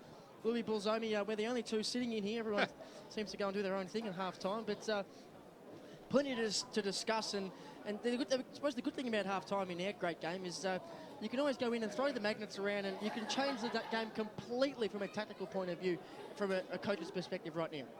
Yeah, well, just touching on what we're only two up here, the burgers are better at Walker Park. That's what everyone's digging into right now. Absolutely right. Flame grilled. Oh, magnificent. The onions are cooked to perfection too. But yeah, you're right. I mean, exactly. I mean, sometimes when it gets to the real nitty-gritty of it, any sort of tactics you might come in to the game, even in the second quarter when you have that quarter-time huddle, you just have to throw caution to the wind sometimes and just let the players utilise their subconscious. Some of the stuff that you don't get taught I think in the basics. What you need to differentiate between, obviously both sides are doing well, so you don't need to change the game plan to be competitive. Yeah. If either side comes out and doesn't change a thing, we're going to have a real close game, and coaches hate that. So for a side to come out and win, I need to change the game plan. So it's a little bit of a risk. You change it, and if it goes the other way, then you get flogged. Then that's on you. Yeah. Or do you just play the game the way it's being played because you know that your team's good enough to win a close game, and do you roll the dice that way?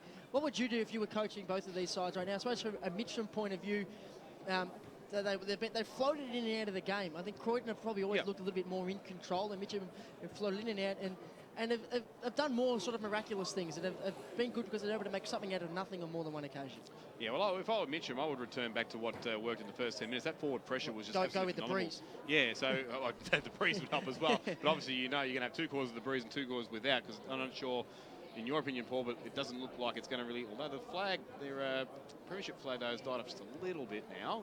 Just checking that now. Yep. But it's still fluttering away. It's likely to turn. To the the breeze is likely to completely swing around and change direction. And traditionally go to Maroondah Highway. Yeah, it occasionally does that in this part of the world. Yeah, but I would just go back to what worked there. So certainly get your ruck stocks worked out correctly. I know, especially early in that second term, poor Jared Alton was getting probably pantsed a little bit in the ruck against Josh Bolton. They made that change, put Todd Clayton edge to freshen things up a little bit. He started to turn the tide a bit, and once Alton came back on, he had a nice fresh head and certainly listened to the advice given to him, and he was able to help dominate in the ruck that way. You see it in any footy that gets played, even in the AFL. Like if, not so much now, the second ruckman's got out of AFL footy a bit, but while your gun ruckman is in, you're doing well. And then for the 5 minutes a quarter that your backup ruckman is in there, that's when you see sides tend to fall by the wayside around the stoppage and things like that. So I think for Mitcham, it's about changing the midfield structures a bit when Clayton's in the ruck compared to when Elton's in the ruck. Yep. And having blokes on different sides of the stoppage and things like that. That's right. Which might see them, because Croydon seem to be much better out of the centre. Their clearance work, it looks better, it's nicer, it's smoother, it's cleaner, and it's more dangerous. Mitcham's work out when they are able to get clearances, it's ugly clearance work. Much more rush, and you called it beautifully too in the first half. As soon as Croydon were able to get out of their half back zone, their movement forward and their vision when they kick the ball forward has been scintillating as well. One of the best kicks I've seen from them was in the first term when everything was going against them, and you had Andrew Hughes right in front of the interchange gates against the breeze, just centre the ball perfectly as centre half forward. I think from best of memory, Bolton got the mark there, and then eventually the goal led to Jared Clark, and we got a little confused about that 25-minute penalty, would the play stop or whatever. That play there turned the tide for Croydon in my mind. So, but you're right, that was a pure example of how they've been able to use the ball with a lot more clarity, a lot more confidence going forward than what Mitcham have. But a couple of times with Mitcham, especially Mitch Keedle, he's been brilliant off half-back though. Yeah, he certainly Ken has. Minute. And I think it just comes down to the basic form of footy is foot skills. And Croydon are hitting their targets when they're going for those dangerous kicks. I think that's what separates the men from the boys. A couple of times when Mitcham have tried to do the same thing, the idea is there, but if you can't execute and your foot skills are poor and you turn the ball over, well, you're not going to do real well. But a 4-point lead to Croydon at half-time after an 11-point lead to Mitcham at quarter-time means that that's a pretty even game of footy, and we're up for a cracking second half. That's the score here at Walker Park. Dyson Baker, you're in the Radio Eastern studios. You've got scores from all around the grounds in the Eastern Football League. A full set of scores, I'm hoping, by this stage. Full credit to clubs, every single score in for half-time at this stage, so great work from all our Eastern Football League clubs. I'll run through the leaders at half-time. Vermont by 76 over Blackburn, Montrose by 20 over South Croydon, a 16-point lead to Noble Park over Knox, a 9-point lead to North Ringwood over Baldwin, a 12-point lead to Norwood over Doncaster, and a 4-point lead to East Ringwood over Roval. In Division 2, it's a 5-point lead to Doncaster East, who kick back against Bayswater. A 47-point lead to Mulgrave over East Burwood. A close game going on between Lilydale and Burrelbark. It's currently a 12-point lead to Lilydale over the Mustangs. All square at Walker Reserve. Wanturna South 5-6-36. The Waverley Blues each are the same. A 3-point lead to Sylvan over Baronia, a 1-point lead to Templestowe over Ringwood, a 7-point lead to Scoresby over South Belgrave, a 21-point lead to the Basin over Churnside Park, comfortably a 9-goal lead over Upper Ferntree Gully over Park Orchards, Heathmont lead by 25 points over Warrandyte, and finally in Division 4, a 30-point lead to Surrey Park over Coldstream, a 40-point lead to Donvale over the Eastern Lions, a 125-point lead to Forest Hill over Nunawading, a 1-point lead to Ferntree Gully over an undermanned Glen Waverley Hawks. They're down to 1 on the bench, 1 in hospital, and 1 off the ground for the rest of the afternoon. And Kilsyth, after kicking 1 behind in the first term, went on to kick 2 goals 10 to 1 behind to lead by 19 points at half-time. That's a full wrap, gents. 12 scoring shots in that second term to the Cougars to only see him up by 3 goals. I'll be a little bit disappointed by that, but leading nonetheless. I tell you what, Ray, Nutter Wadding hasn't started off the season in too crash-hot form, but I look over towards Ray and it's like he's just vanished out of thin air. Ray's coming to Louie's body. It looks like, Ray's back. There he is. No, he's getting scoffing that last little bite of the burger, which were fantastic, by the way. Second half about to get underway here. It's a 4-point lead to the Croydon Football Club. Mitcham have the breeze in this third term. Over the football there was Lemon. Scooped it out the back, right in the middle here of Walker Park, and we'll have a bounce to restart it once again. I'll tell you what, it's only round 2, but geez, it feels wintry down there. The blustery breeze, it's probably about 13 degrees in the sun, Raymond. It's footy's back. It's officially back. Footy's back, that's right. In the middle of the ground, picked up there by Elton, scrambled to kick up towards the half-forward line. Faulkner played in front, right on his hammer there was Wilkins. He did extremely well. Got the handball out towards Lemon, linking handball back to Wilkins. He got trapped with the football, released it fairly. By said play on. So in the middle of the ground, it's Bolterwaite. Lift up a handball nicely. Lots of pressure here. Scooped upon there by Bolton, though, for Croydon. Back to Jimmy Grant. This way, that way. Then on that familiar right foot. Kicks it up towards centre half forward. Nicely done there by Clark. Got the handball away. Kick goes inside forward 50 towards a Reinert direction. It was knocked away from him. Still a hot football about 30 metres out from goal. Glossop dives over the football and we'll have a bounce. Was that the right option from Clark to fire the handball 15 metres back to Oliver Adams? It was a fast bit of play. They won't hold it against him. Clearing kick from Mitcham comes out, but straight into the arms of Josh Bentley. He's had a good game so far, Josh Bentley. I'll tell you what, boys, if Croydon can score a goal here in the first couple of minutes of the quarter against the wind, that's going to be a huge kick goal. Goes in wide. Yeah. Well, he wanted a step ladder. Instead, he just gave a big old fat push. And, in the back it is. That's like climbing the shelves without a ladder. It'll be Jared Elton to clear it. Now for Mitcham, got the handball away. The clearing kick goes out towards Neil Winterton, who gets down low and takes the mark across half-back. He certainly does. Got the kick from Tui, who's been quiet-ish, but the things he's done have been very classy. Jake Tui, the former Blackburn boy. The ball's at centre wing on the far side here at Walker Park. Seen over the boundary line there by Trent Martin. He's got years of experience at a higher level. The grandstand this afternoon is Scotty Homewood, the former senior coach of Mitcham. Started his career as a playing coach and sowed the seeds for this Premiership side that these boys are up in Division 2. As Keedle leads in the races as Sharon trickles away from the stoppage and towards the Mitcham forward line. Couldn't pick it up. The Croydon boys converge. It's Smith at half back. It goes down to Clark at half forward. Takes the mark and plays on straight away. Won it on the lead. That's a smart use of the bodies. Looked like he was just going to let the ball run past him, but got Johnson out of the way and took a chest mark. And he'll go back 45 metres out on a 45-degree angle. A little bit closer than that, in fact, probably about 30 metres out. Right side for the left boot. He's going to have to go low and flat at the top of the right-hand stick and just watch it float away. We saw Pim kick from a similar position, and it did push sort of right to left. So the same thing's going to happen for Ryan here. He probably gets that natural left to right curve. So it'll be very interesting indeed. He sets it up to left and it stays to left. It goes even lefter, if that's a word. Lefter. And there's a behind to Wynett. Claim the copyright on it. Very, very, very good England.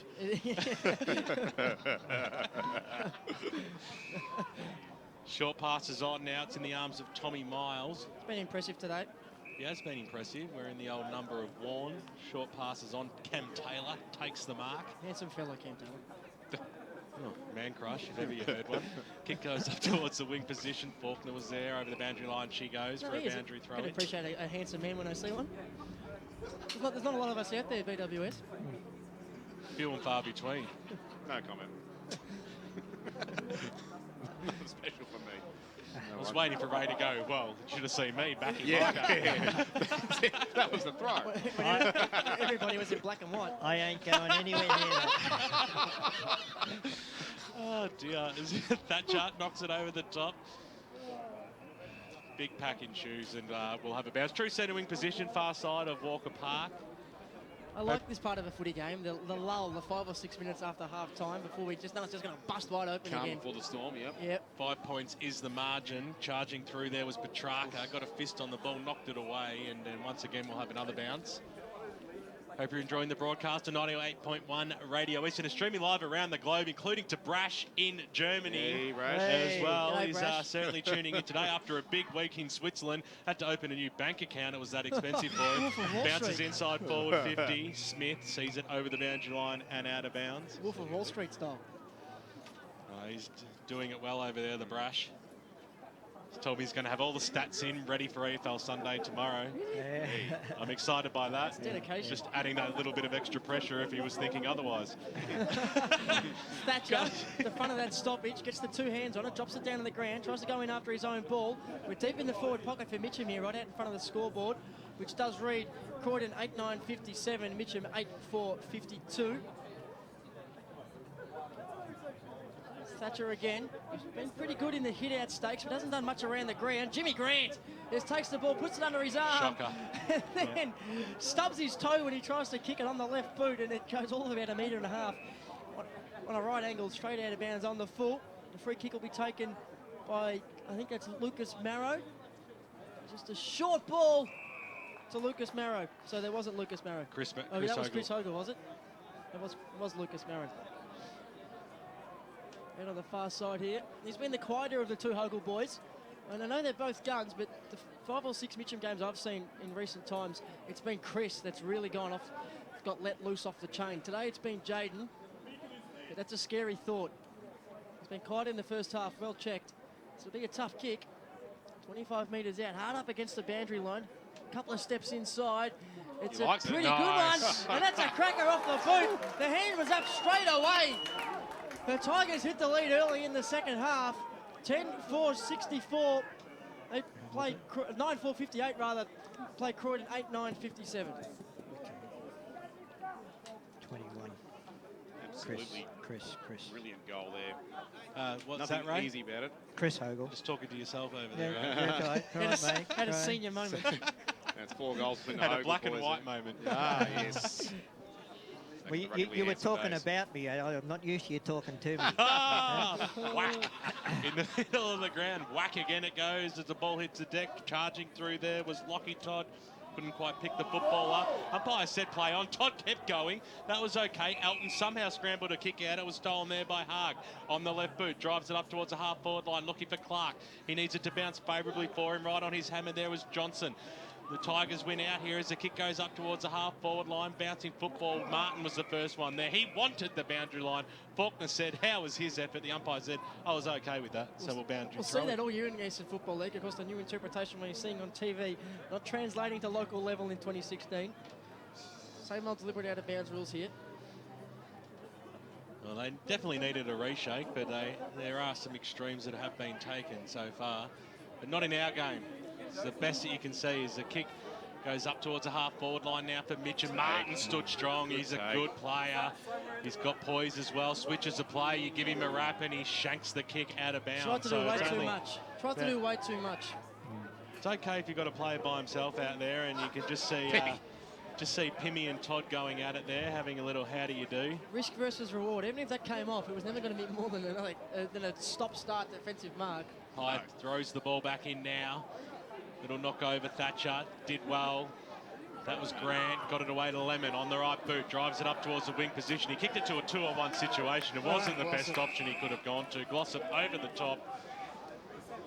And over she goes for a boundary throw in right in front of our chiropedic boundary riders, which are Esmond Aponso, and Alana Coleman has stepped in for Will Taylor. Alana just swanning on in to taste a burger for the Huddle's hamburger hunt. I think she might be a little bit harsh too. I thought it was great. I didn't have to pay for it, so it was the best bloody burger I've eaten all day. You're welcome. Baird throws it up. Did you cook it for us? Oh, buying it's as good as cooking it, mate. Grant Campbell, you are swanning on in. What's some early stats that matter in the third term, thanks to Choose Tap? Mitcham better in the clearances, leading at 6-3. Inside 50s 4-2 in favour of Croydon. Schill went up, couldn't get the knockdown. Umpires paid a free kick here. They might pay advantage. You may as well. That's exactly the definition of advantage. Blight goes forward, kicks it to wide out in the square, and the big man takes the mark. He wanted to go on with it, but why would you when you can just go back and slide it through the big ones as easy as you like? You can't pay advantage of that situation. Everybody had stopped. The umpire himself was in two minds. He just had the whistle half up to his mouth 3 times before he decided to pay the advantage. It was the moment had gone, and that should have come back. It even looked like Paul Blott himself had a little quick sneak out of the corner of his eye to the umpire, and then he goes, "Oh, you got it? Okay, move along." And I guess Bruce Atmos picked up the Mitcham reaction perfectly there. Wynett comes in and he kicks his 3rd goal of the afternoon, and well, he basically kicked that onto Maroondah Highway then as well. That was good play there by Croydon. Take the advantage. That's what the definition of is it. It's to your advantage, and they use that nicely then. Beautiful kick over the top, and Wynett, well, he had to sit nicely, Louie. He certainly did, and when it's there, you just got to go absolute hammer and tongs, BWS, and he's now got a goal in every corner one, and he's been very handy up forward. Now, Louie, you're a budding umpire yourself, you told me before. Now, in that situation, can the other umpire stop the play if it's an unfair advantage, which I felt that was?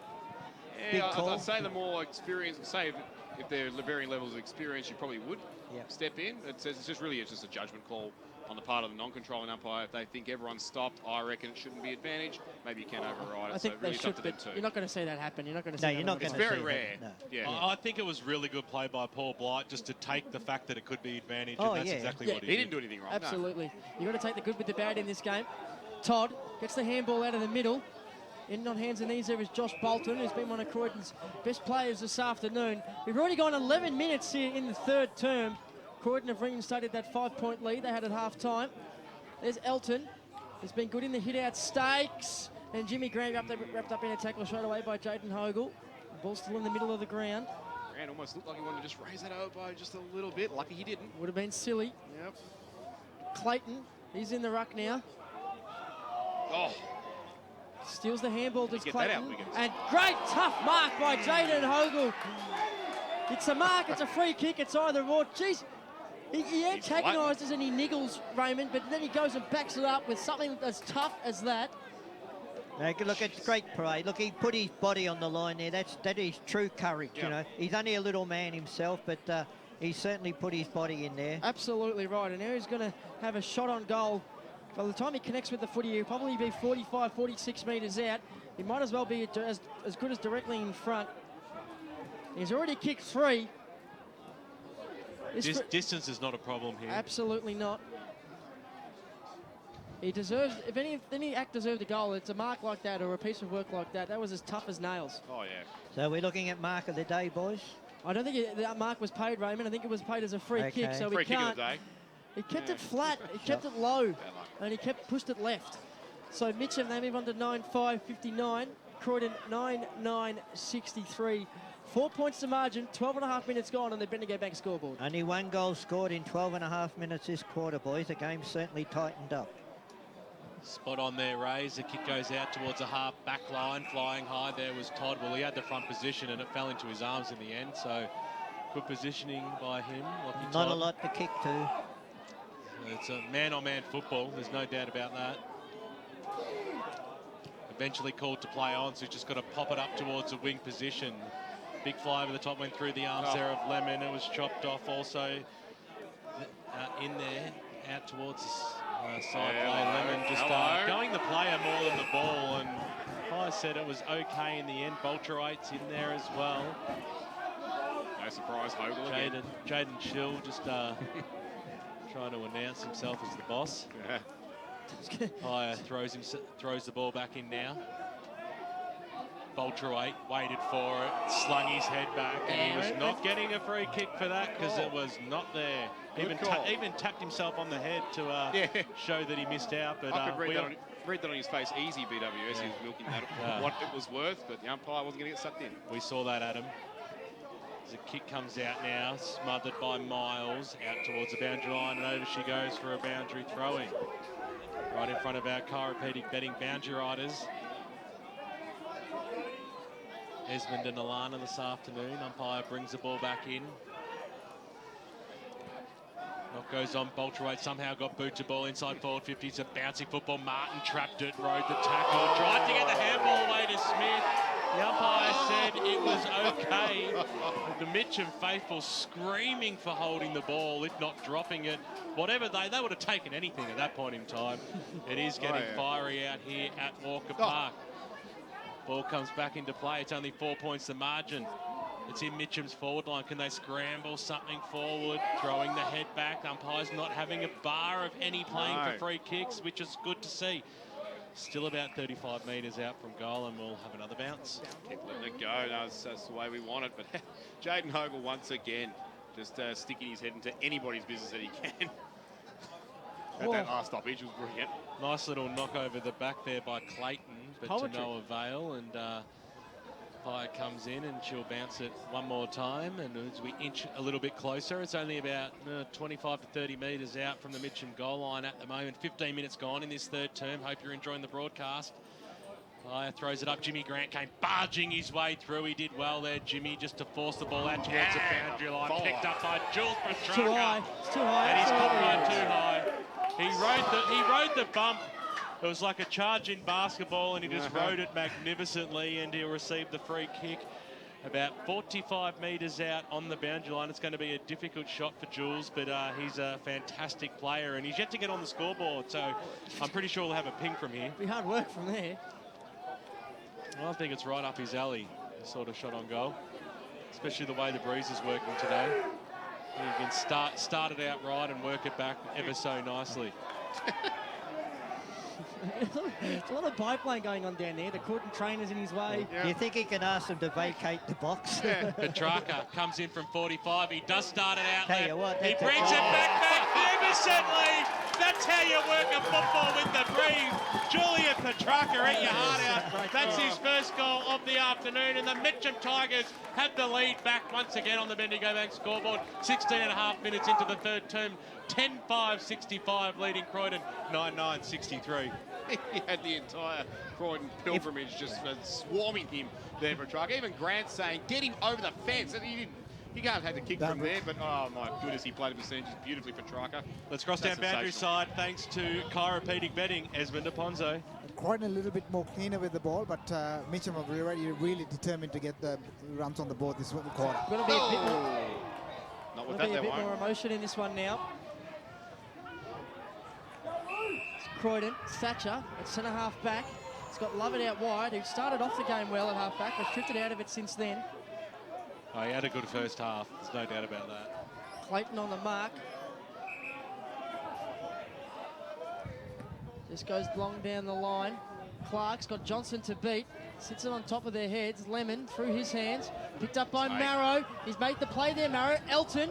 Handball's back in forward. Parente, belong inside 50. Got two to beat. There's Faulkner and Martin, who read the footy off the boot really well. Jeez, he's having a good game, Martin. He is, and he duffs that kick, though, to Adams. Oliver Adams, who just traps it inside the boundary line, goes over the top, misses the target with that kick. Mitcham have the numbers around this ball, can't quite get the clean possession. No, Winterton tries to knock it over the top.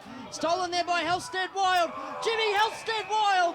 He's jumped that where he kicked. It can't be downfield. It can't be downfield because it went for a behind, so he's got to have the kick from where the contact was. Okay. But that's exactly what will happen here. The behind won't count, and he's going to have to take the kick. And he's been absolutely cleaned up by Trent Martin. And Trent Martin's just telling Stephen Pym, just calm down, pushing him over towards the boundary. Didn't quite see the contact, but geez, it must have been heavy.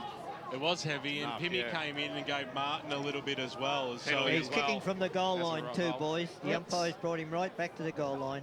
So a 30-metre penalty. 30 metre. They upped it by 5 metres. That's 25 metre. Plus interest. There's a 25 metre. 25 metre penalty, right? Yeah. And Chris Hogle, a gimme goal from point blank range. Finishes off the work done by Jimmy Halstead Wild. I would assume he's coming off the ground. Maybe he's dusted himself off. Chris Hogle got his second. Put that one through. You can only imagine if that was a high bump after the fact he kicked it. Didn't quite see who it was. Stuff is okay though, the main thing. And Pimmy not happy. I think if there's an elbows up in that, it's hard to tell if we didn't see it. Ball back in the middle. What comes out of it at the end of the match. Knocked out now. Can Mitcham get another go? Here's Elton on the right boot. Sends it long towards the pep direction. He got one bite on it. Couldn't quite pull it down. Faulkner came in. Little scrambling kicker might have been in danger. The umpire said it was. Pay on it is the call. Croydon have the numbers. Here's Blythe across the half-back line. Takes the mark. Stops props. The yellow boots this afternoon. He'll go back over his mark now, kick it towards the wing position. Big fly there by Lovett, but he couldn't get over the big man in Elton, who just stood strong. And went, are you kidding me, mate? Kicked it up towards the half-forward line. Strong mark taken there by Cam Taylor, who probably wasted too much time there. He almost fancies himself, I think, from this position. He's about 55 metres out. Still looking for an option inside 50. The Tigers, they lead this one by 8 points. The kick goes inside. 50. Pimmy straight on the chest. The kick was absolutely perfect. Centimetre perfect. It was. Red TV pin comes out. His kick. Someone's been put down again down there, boys. It's a bit of push and shove going on. Hogle again. Hogle boys are involved. What's the celebration if this goes through from Stevie Pim? Which it will. He's the best set shot in the business. He's already kicked 2 goals this afternoon, the big fella. One of them was a contender for the chiropractic betting goal today. This one should be bread and butter. This one is bread and butter. Put a bit of Vegemite on top of that as well, Seymour, because that's his 3rd goal of the afternoon, and now the Mitcham Tigers lead it by 14 points. Bruce's Atmos clean and crisp there with that reaction from the crowd. I'll absolutely love it. But, oh, wow. Do you think between the years starting to get to Croydon a little bit, Ray? Yeah, look at it. But that momentum will swing again, Louie. You just got to make the most of it. It will come back. That's right. This game's not over by a long shot. Absolutely not. I'm not sure about Vegemite BWS. I can think of another yeast-based beverage I would like, or Very food I would like un-Australian to of you drink. to say so, Seymour. Ball back in the middle of the ground. Bentley sniffing around for the Blues. He comes up with the ball, tries to release Blight. Handball stops in its tracks, takes on a couple of tacklers as the Croydon player, and the ball up. Love the ball up. They certainly headhunted Lemon then, didn't they? Yes, they did. I reckon there was 3 of them going after him above the shoulder. The ball up on a good length outside the off stump here at Walker Park. Elton brings the ball down. There's the ball. Handball back from Begley. Petrarca stolen by Hughes, who carves his way through. Handball to Clark. It just bounces in front of him. If that hit him on the chest, they were away. Ball picked up there by Clark. He goes back in and mops up. There's Wilkins, I think that is, who shrugs a tackle and kicks one long round the corner. Oh, what a ripper. He was 3rd in line. That's a ripper, Mark. Used the body, got the hands up, and takes an absolute cracker. That's a contender for the Pancake Parlour Play of the Day award. And now the big left footer is going to try and reel this margin back in. It currently stands at 14 points. He's kicked 3. This for number 4. Big kick here. Brendan Wynett, the star full forward from Croydon, puts through his 4th of the afternoon. They move on to 10-9-69. Mitcham 12-5-77 on the Bendigo Bank scoreboard. 22.5 minutes gone, 3rd term. That's a very quick answer to Croydon, just what they really needed there. Brilliant play there by Clark as well. He got the kick off the ground. He chased after the football, won the possession again, got the possession off, and the kick goes forward there for Big Brendan to take the mark. So fantastic effort. A good team effort goal there by Clark and Wynett. Oh, absolutely. He's been such an X factor today, Clark. Whether he's kicking goals himself or helping setting them up, he's done it all. Let's go. Around the grounds, thanks to Dyson Baker. Yeah, a few three-quarter time scores starting to come in. Donvale 13-7-85. Eastern Lions kick back in that 3rd term, 6-6-42. All Surrey Park out at Arctic Park. Surrey Park 9-14-62. Lead Coldstream 1-5-11. Doncaster East are inaccurate and sloppy at the moment, and Bayswater have taken a 1-point lead. That's halfway through that quarter. Having said that, I've just got a tweet on that has Dean Limback with 5 goals and Doncaster East leading by a point, and it's currently a 40-point lead to Mulgrave over East Burwood. Well, the smiling BWS takes it over from here. Third person. Dan Lemon. I like it how I go around the grounds thanks to Dyson Baker like he's a company. Wouldn't be on the share market, that's for sure. Private investors only. Umpire throws it up now. I tell you what, Elton's done he's a great addition to this Mitcham football side. There's no doubt about Such that. a big body. You just can't move him. We saw that pay dividends before Pim kicked that goal when he took the mark in front of Clark or behind Clark. Boundary? It's crossed down boundary side thanks to Alana Coleman and chiropractic betting. What have you got for us, Alana? I was just about to say the exact same thing about Jared Elton. Since he's come off the boundary about maybe 5-10 minutes ago, he's really impacted the game. He's winning all the hit-outs, getting in and involved at ground level, and he's certainly shifted the momentum Mitcham's way. One word to describe the burger at half-time, Alana? Average. Comes back in now. Damon kicks it up towards the half-forward line. Clark went up in the fall. The ball was stolen there by Blight. Drives the ball, which was put under a fair bit of pressure. That's So not it a bad came off result. the side of the boot, and they edge closer, about 65 metres out from goal. I would have settled for just arm. Well, I was going to cut her off at half. I was always told arm's not a word. Sorry, Alana. It's the ball in. Shill versus Elton in the ruck. Rudd, who's done a few good things today. He's off and running. He's off to the races. Nice. Looking run. One bounce. Another one through the middle of Walker Park. Pim on the lead. Hogel's in a good spot at the back. He's got Lockie top to beat. Couldn't quite keep his feet. Free kick. It's coming back. It's coming back. It's coming back. It's going against Jaden Hogel. It's going against Jaden Hogel for all happening. Kicking in danger, which wasn't really a free kick, but while there was bodies around, there was no one actually near the footy. It's a free kick nonetheless. I don't even compose myself then and I'll explain what happened. Hogel came steaming in and kicked the ball as hard as he could on the deck, and it ricocheted off some shins that were about a metre away, and the umpire thought that was kicking in danger. I don't think that was a correct interpretation of the rule. Yes, take your opinion whichever way you can on that one. But nonetheless, we went half forward for the Tigers. Bulzomi, Elton, a couple of fumbly players in there, can't quite get a handle on the ball. Helsted Wild picks it up. He's tackled straight away by Josh Bolton. In fact, it was Begley. Yeah, it's always tough, those judgment calls, Paul. You're right. That last situation there. There's Just Elton, borderline. brings the ball to ground. Parente, who kicked the goal from a similar spot in the first term, couldn't pick the footy up though. Handball back to Hughes for Croydon. Bolton around the corner, short little, it's into the lap of a play, an incidental. And the crowd getting really up in arms about these deliberate out of bounds calls. It is a 2-goal breeze, Ray Baird, and I think Croydon are doing well, keeping themselves in it in this third term. They are. They're not letting Mitcham get away with multiple scores. That's the thing about the quarter.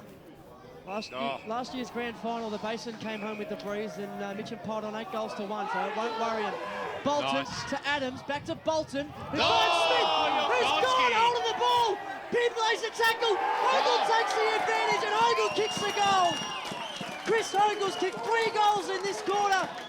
And Stevie Pim, an inspired man, he's running off the ground for a rest. Take a bow, Stevie Pim. Good finish, Chris Hogel. 13-5-83 the Tigers, 10-9-69 the Blues.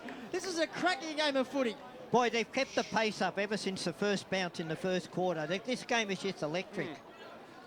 Boys, not a cracking game of footy, but a huge result brewing at three-quarter time. Vermont 19-10, 124, 100-point leaders over Blackburn 3-3-21. Doncaster kicked 6 goals 5 to 1 goal 1 in that third term. They now lead by 22 points. Shill kicks it up towards the half-forward line. Good stuff there, Dice. Jared Clark across the half-forward line. Little handball over the top. Here's Bull. Bull can get the quick answer, and Bull can't get the quick answer. I tell you what, he should have put that one through. Pushed it to the left-hand side, and a let-off there for the Croydon Football Club, and the Mitcham Football Club, I should say. And, well, geez, that was a big miss on the Bendigo Bank scoreboard. It is Mitcham leading this one by 13 points. 83 plays 70, 27, going 28 minutes here in the third term. Ball to be brought back in here by Daniel Johnson. Kicked it to himself, got a super coach point. Kicked it to Boltroy, across centre half back. Always a good user of the football, Boltroy. It's been excellent today. Kicks it out wide. Parente, he's been good too. Gets it across there to Rudd, who just arches it back and goes inside forward 50. The kick was almost perfect for Faulkner. Couldn't quite pull it in. He had 3 blues all over his back, and the umpire says, "Give it to me, boys." We'll ball this one up about 45 metres out from the Mitcham goal line. Little knock over the top there by Shill, straight into the arms there of Hogel. Knocked it back. Croydon still have the numbers. Kick was half smothered. Little fresh air shot was in there. Wise says we'll have a bounce We're right on the 45-metre arc. Hope you're enjoying the broadcast on 98.1 Radio Western. It's streaming live around the globe, including Germany, on efl.org.au. Well, the globe would include Germany, yes. Well, we know we've got listeners in Germany, so we'll give them a shout-out wherever we can. I'm sure Brush has got a harem. I'd be surprised if he doesn't. The umpire throws it up now. Comes out now. Jimmy Grant at the fall. The ball's got Parente right on his hammer. Picked up there by Hogle. Little handball across to his brother. This way, that way. He might bust his way through. Jaden gets a handball away. Kick to the top of the square by Holstein Wild. He just scrambles a point somehow. How did that go through? And on the Bendigo Bag scoreboard, another behind. 13-6, 84. Mitcham plays 10-10-70 Croydon. Grant Campbell, thanks to Choose Tap, match stats. Inside 50s, 15-7 in favour of Mitcham. The clearances 15-10 their way also. For a quarter that started off rather slowly, it's a man that's been as good as the two before it. Close to himself, goes long down the line. It's an ill-directed kick. As Jaden Hogle takes the mark just inside the boundary line, pims it on one-on-one. He doesn't drop marks like that. There's a recovery the inside of the boot. Stevie Pim. Dooly. He'd be filthy with himself for not taking that mark, though. Margin at to 15 now, 13-7-85 to 10-10-70. But have to be better with the kick into here, the Blues. That one came straight back. If that happens again, not going to be able to withstand for much longer. This one a bit smarter, this kick. Rudd, front position. Spoil came down to Martin. Handballs it straight to Faulkner, who kicked it behind on the siren anyway, but it won't count. And that's three-quarter time. They've given the point. Given it. We'll see if it's overridden. That was terrible. There's no way that was a point. No, it can't have been. Nah, that's terrible umpiring. Terrible umpiring. 13-8-86 the score goes to. Hopefully it doesn't mean anything. 10-10-70. The leading goal kicker is a three-quarter time for the Tigers. Stevie Pim, Jaden and Chris Hogle all have 3 apiece. Well, big bad Brendan White, he's got 4 for the Croydon Blues. Jared Clark, he got a couple in the first term for them. Everybody, slow down, take a step back, just compose yourselves. We've got 5 minutes to get back on track before what is sure to be a grandstand finish. Keep the dial locked right here on Radio Eastern 98.1 FM, the home of the Eastern Football League. Good news, boys. It's 20% off to travel on Eastlink on weekends and public holidays with a car tag. So, with the money you'll save, you'll have enough. Enough for what, Coach? My birthday present next week, and I have my eye on some sparkly gold footy boots with some pandas on them. Get a race tag and use Eastlink, the quickest way to get around Melbourne's East. Arrive fresher, play better. Eastlink, it's time better spent. In sparkly boots. Program sponsor. The inside of a cake can have many layers. On the outside, it's hidden behind a coat of icing. But when you cut out a slice, all is exposed. At Tobin Brothers Funerals, nothing is hidden. Our website and Memory Maker app make it clear for families to make informed decisions about planning a funeral for a loved one. That's an example of how Tobin Brothers Funerals is taking transparency to new levels. Find out more at tobinbrothers.com.au. Tobin Brothers Funerals, celebrating lives. Program sponsor. Hey man, it's crunch time. Is it? First speak? No man, it's crunch time at Pancake Parlour with the salted caramel. Crunch! Oh, yeah, house-made warm salted caramel sauce and roasted almonds on 2 buttermilk pancakes topped with vanilla ice cream. Yeah man, it's crunch time at the G and then it's crunch time at Pancake Parlour. So this is footy speak then. I'm just saying man, like the salted caramel crunch would be great to have after a day at the footy. Oh, Pancake Parlour open 24 hours, High Point, Malvern and Doncaster East. Lovely. Program sponsor. EFL.org.au is a must-visit for the die-hard Eastern Football League fan.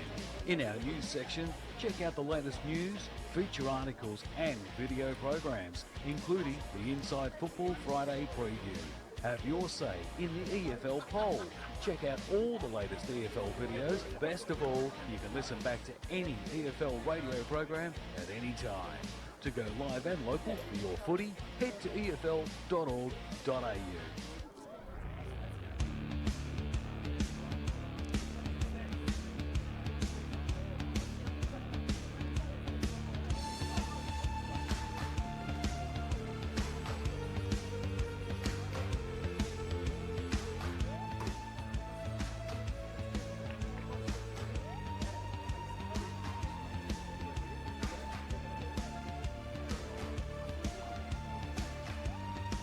a day across the Eastern Football League. A few results could go either way as we tick towards the final term right across the eastern suburbs of Melbourne. I'll bring the boys in at Walker Park because I know we're just about to get underway for the final term as I read through the scores that we've got.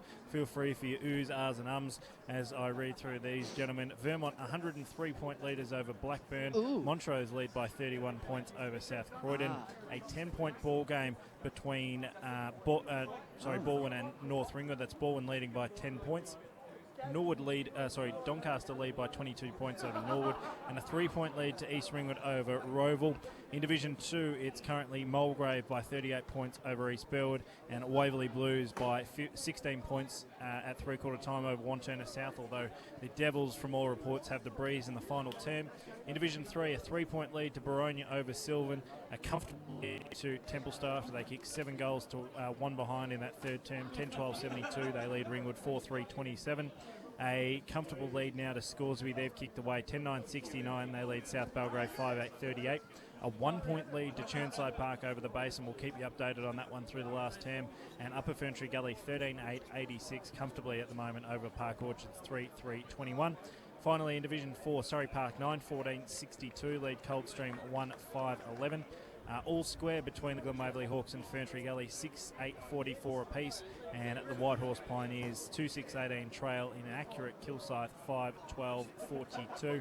I'll bring you more scores as they come to hand. We might flick back to the boys out at Walker Park for what is set to be a grandstand finish, gents. Thank you very much, Dyson Baker. Let's cross down Boundary side straight away thanks to chiropractic betting Ray Baird. Esmond, sorry. Thanks a lot for that. Paul, coach of Croydon. Paul, there's nothing in it. You, mate. It's been a fantastic, cracking game. What's just the last thing that you need to do to get over the line this afternoon? I mean, obviously the contested ball's the key at the moment. I mean, as you saw in that quarter, the message provides, we just want to contest everything and try and, keep them to a minimum score. Obviously now we need to go forward, try and score as quickly as possible, get their forwards to do the work, and then hopefully... we're getting nothing from the boys down the line. I think there's... Thanks, Paul. Thanks for your time. Thanks very much to Esmond there, Boundary side. Now, Subi, we'll go straight to you. Thanks to Tuesday for the match stats. After just calling Esmond Ray, I think my clanger count's up to 2, but what does the rest of the sheet look like? Yeah, I've run out of space to count that, so I'll just give up. Clearances in the third quarter end up 15-10 the way of Mitcham, inside 50, 16-7. A really even contested ball, 33-31 Mitcham's favour. Uncontested possessions, 23 apiece. Boundary. I think we're all set up for a pretty exciting finish. Let's cross down Boundary side once more. Thanks to chiropractic betting, Alana Coleman. Yeah, just listening to the coach of Mitcham, Neil Winston, the main key messages were composure, percentages, and not to let the ball get over the back when they've got the breeze in this final quarter. See how we go. A close game. 16-point lead, Ray.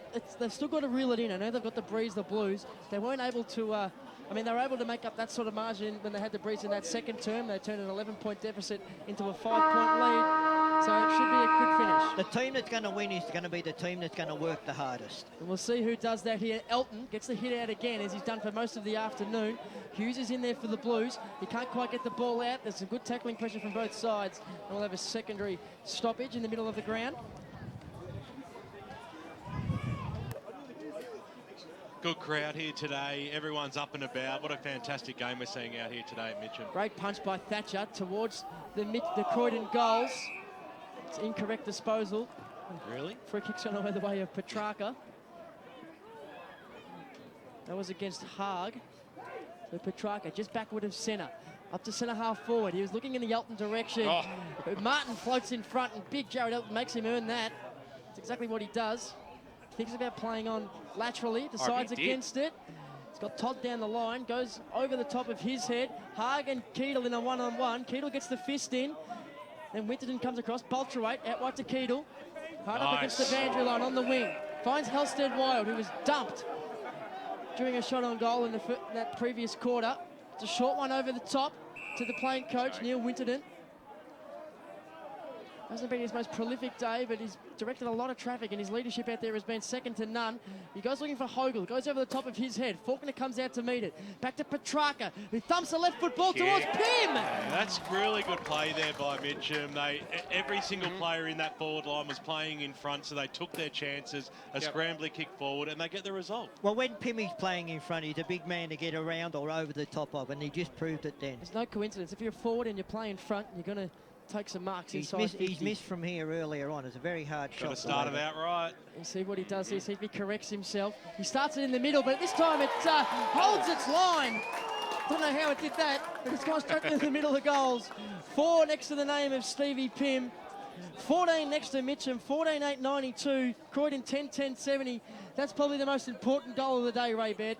Yeah, look, it certainly is. To get one early like that when you're already in front, that certainly helps. But as I said, the game's not over. The team that's going to work the hardest in the next 25 minutes is going to win this game. East Ringwood lead Roval by 3 points out at Seabeck Oval.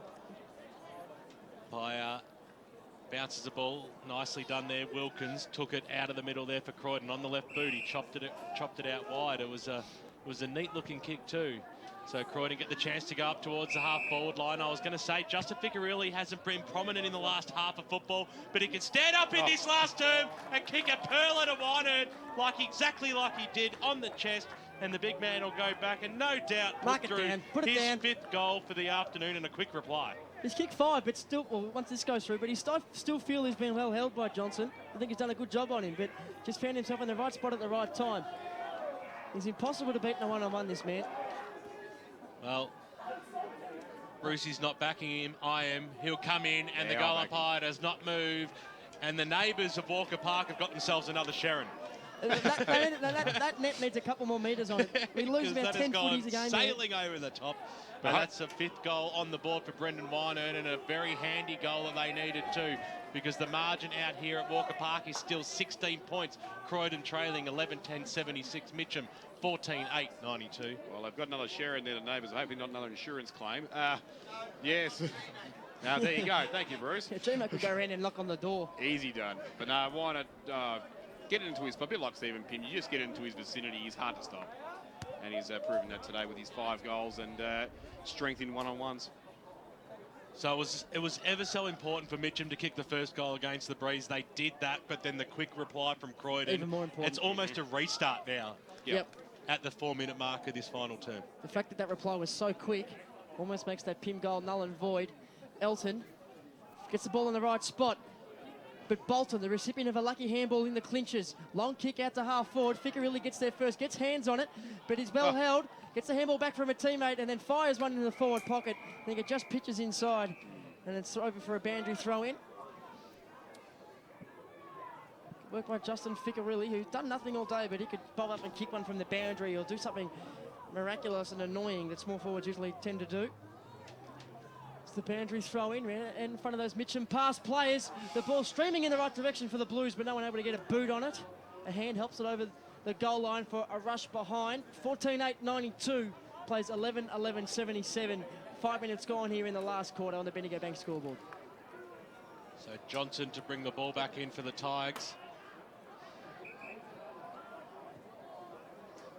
Just stabbed a 50-metre pass, and it was a pretty good one too, and straight into the arms there of Naylor. Couldn't quite pull the marking, but eventually got the handball away. Ball trickles towards the boundary line. And to tell you what, Bolterate was going pretty hard at it with Haig. I said, let's throw this one in. I haven't called Steve Naylor too often today. Been relatively quiet. You're not wrong there. Comes out. Jimmy Grant just went the player, and that was stupid because Holstead Wild held his ground. He's been in the wars the last half an hour of footy, Holstead Wild. Was quick to bounce himself back up to, kicks it along the members' wing. It's a 1-on-3 situation. It wasn't the greatest of targets, and Thatcher knocks it over the boundary line and out of bounds. Right in front of our chiropractic boundary riders, Alana and Esmond this afternoon. Pye brings the ball back into play.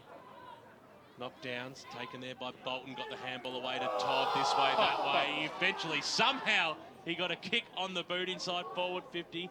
Bouncing football almost taken there by the Mitcham Tigers and snapped around the body. Alex Ball's taken the mark. Still after number 15 for Mitcham. Yeah, Begley, Matt Begley. We found him on the list. It was an emergency, but he snuck in on the team sheet because Robbie Petrarca was a late withdrawal. All square at three-quarter time down at Aurora Stadium. 10-4-64 apiece, Hawks and Saints. That's a big kick. Kick by Bolton goes long and left and through for a minor score. Bendigo Bank scoreboard, 6.5 minutes into the final term, and it is still Mitcham leading this one. 14-8-92, a margin of 14 points. Croydon 11-12-78. It's a big, long kick in from Johnson. And just like Croydon were doing in the third quarter, Mitcham haven't been able to find teammates on the kick in. The mark's taken by Bull, who sinks the slipper into that one. It's a poor option in the end. It's poor execution, but I don't think the option was all that good. Don't listen to the Mitcham faithful. They're raucous in the effects mic downstairs. They're a vocal lot. Good chance to hear some more of those three-quarter time scores around the grounds. Dyson Baker. Yeah, great work from clubs today. Almost all in at three-quarter time. 103-point lead to Vermont over Blackburn. A 31-point lead to South Croydon over Montrose. 36-point lead to Noble Park over Knox. A 10-point lead to Baldwin over North Ringwood. A 22-point lead to Doncaster over Norwood. And a 3-point lead to East Ringwood over Roval. Thank you, Dyson. It's a rush behind. Going the way of the Blues. Good work by Johnson against Wynett. It's a strong contested mark by Todd out in front of us. He's been excellent for the Blues today. He has. It's an early contender for our Tobin Brothers Funerals Man of the Match award. That's a shocking kick from Johnson. Oh, no. And you couldn't pick out a worse bloke, too. Lazy kick off the instep. Off the instep, and Clark, who turned the game on its head, must be said, in the first quarter when he got the Blues back into it with 2 in a minute.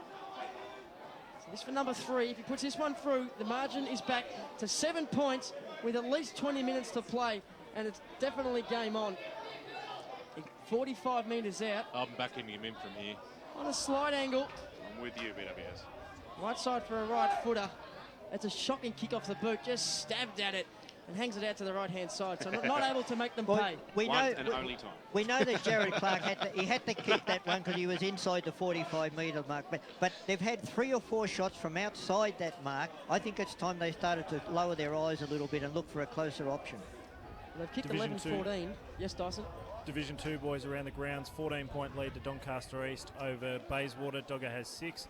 Mulgrave by 37 over East Burwood, and Waverley Blues by 16 over Wantirna South. No score, Lilydale Mooroolbark. Keep it going. Division 3, a 13-point lead to Baronia over Sylvan. Comfortable 8-goal lead for Templestowe over Ringwood. A 30-point lead to Scoresby over South Belgrave. A 1-point lead to Churnside Park over the Basin. A 65-point lead to Upper Ferntree Gully over Park Orchards. And a 29-point lead to the Jets over the Bloods. There we go. Well, the kick goes to the hot spot, and a fantastic mark has been taken there by Jamie Haag, about 25 metres out, almost directly in front, and he'll be looking to narrow the margin to 1 straight kick. He almost ran from pretty much right on the painted centre half forward to get onto the end of that Haag. It was fantastic awareness from him to see where that ball was going to be centred to. Mitcham haven't been on their side of 50 the halfway since that pin. He just poked at it. It was...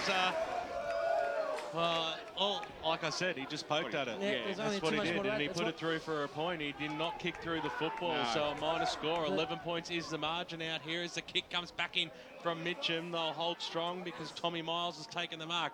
He wants to get rid of it quickly, kick up towards the Lovett direction. He got a fist on it, but it was beaten by the football. Now the Tigers through Faulkner was able to pick the ball up. He might have a shot off goal, but why wouldn't you when the big man's out by about 10 metres? And he takes the strong mark. He's 30 metres out from goal, and Pimmy will go back and have a shot for his 5th goal of the afternoon. He's having a great game, and I tell you what, this is end-to-end football at its best, Ray Baird, and they'll make them pay if he can put this one through. They certainly will. Special comments at its best this afternoon. Stephen Pitt comes through and puts it straight over the goal. What can you say? That's his 5th goal. He's a man of a few words, but he says it right, Ray Baird. Look, and Stevie Pim has kicked 5 goals. I was just waiting for him to kick the goal. Look, what I was going to say is, look, really fantastic skills there by Faulkner it was, who running at full pace. He's bent down, he's picked the ball up, his short pass, he hit Pimmy on the chest. It's a good move, smooth move. And Lucas Marrow, the bit before that, up in that 1-on-1 against Lovett, the ball hit the deck, but Marrow at ground level just showed him a clean set of heels. They picked up in one movement and he was off and running and got the ball down to Faulkner. So it was good from Mitcham. It was only the second time they've been up forward. And here they go outside out of the centre. It's Hogle who runs away with the ball. Pivot! Oh, like a bull in a china shop. Just runs hard at the ball. Wasn't able to bring the mark down. And Croydon, they're going to clear. A reverse mongrel corkscrew punt up towards centre half forward. The Tigers have the numbers. Picarilli, a great tackle on Bolterweight, who shovels the ball out of the back, rugby union style to Glossop. Kicks the ball straight to Todd, who's got Winan and Johnson in a one-on-one. No. Winan, the first one to recover. Here he is on the left boot, doesn't have a shot. Centres it to Clark instead. Smart play. And Clark takes the mark 30 metres out directly in front. That was good from Winan. He recovered quicker than Johnson. He was going to turn around and have a crack on the left boot, something which would have been well within his rights to do, but spotted Clark out of the corner of his eye. They've got to make them pay now. This set shot has to go through. He must make more of a conceded effort here, Clark, than his last shot, which is probably the only real mistake he's made all day. He's been scintillating in every other aspect. Directly in front, 40 out. Shouldn't miss, he does. I thought one Moz was enough, but they've carried that on. Well, they've kicked like 4 or 5 behinds in a row. One goal, 5 from set shots this quarter. Thank you, Soupy. Thanks to Choose Tap, of course. It's delicious. Boys, I'll get these 4th division scores out of the way and then give you some clean air, because it looks like it's still going to be a bit of a showstopper there. Surrey Park lead by 51 points over Coldstream, a 38-point lead to Donvale over the Eastern Lions, 220-point lead to Forest Hill over Nunawading, 13-point lead to Ferntree Gully over the Gunwaverley Hawks, and a 24-point lead to Kilsyth over Whitehorse. Thank you, Dyson. And 16 points the way of Mitcham here at Walker Park. 13 minutes gone in the last quarter. Stoppage out on the far side of the ground. Almost dead centre. Hogle's in there. That's Jaden. Miles shovels the ball out to Keedle. It's the ball to Winterton, who's wrapped up in a tackle by Schill.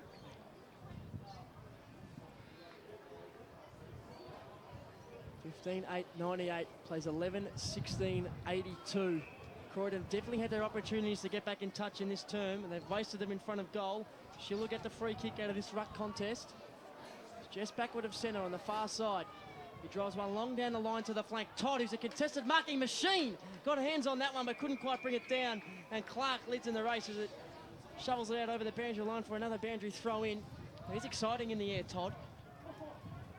He's taking some good marks and he got hands on that one. It's one out with Johnson in the goal square if they can get it down in that direction. Blight, he does that on the bounce. Who's going to be good here? Wynett uses his body well, can't quite get a handle on the footy. The Mitcham troops come back in support. It's Cam Taylor. He rolls around on that left boot, up high towards half back. Lockie Todd sits underneath that and takes an absolute cracking mark.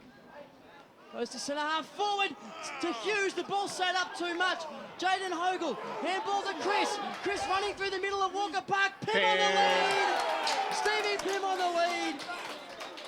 It's a procession. It's poetry in motion. It's good football by the Mitcham boys. Making them pay. And I tell you what, doesn't Jaden to Chris Hogle just have a bit of Jimmy DePhil about it? The Cracker brothers, the Hogle brothers. Here comes Stevie Pim to be his 3rd of the last quarter. His 6th for the match.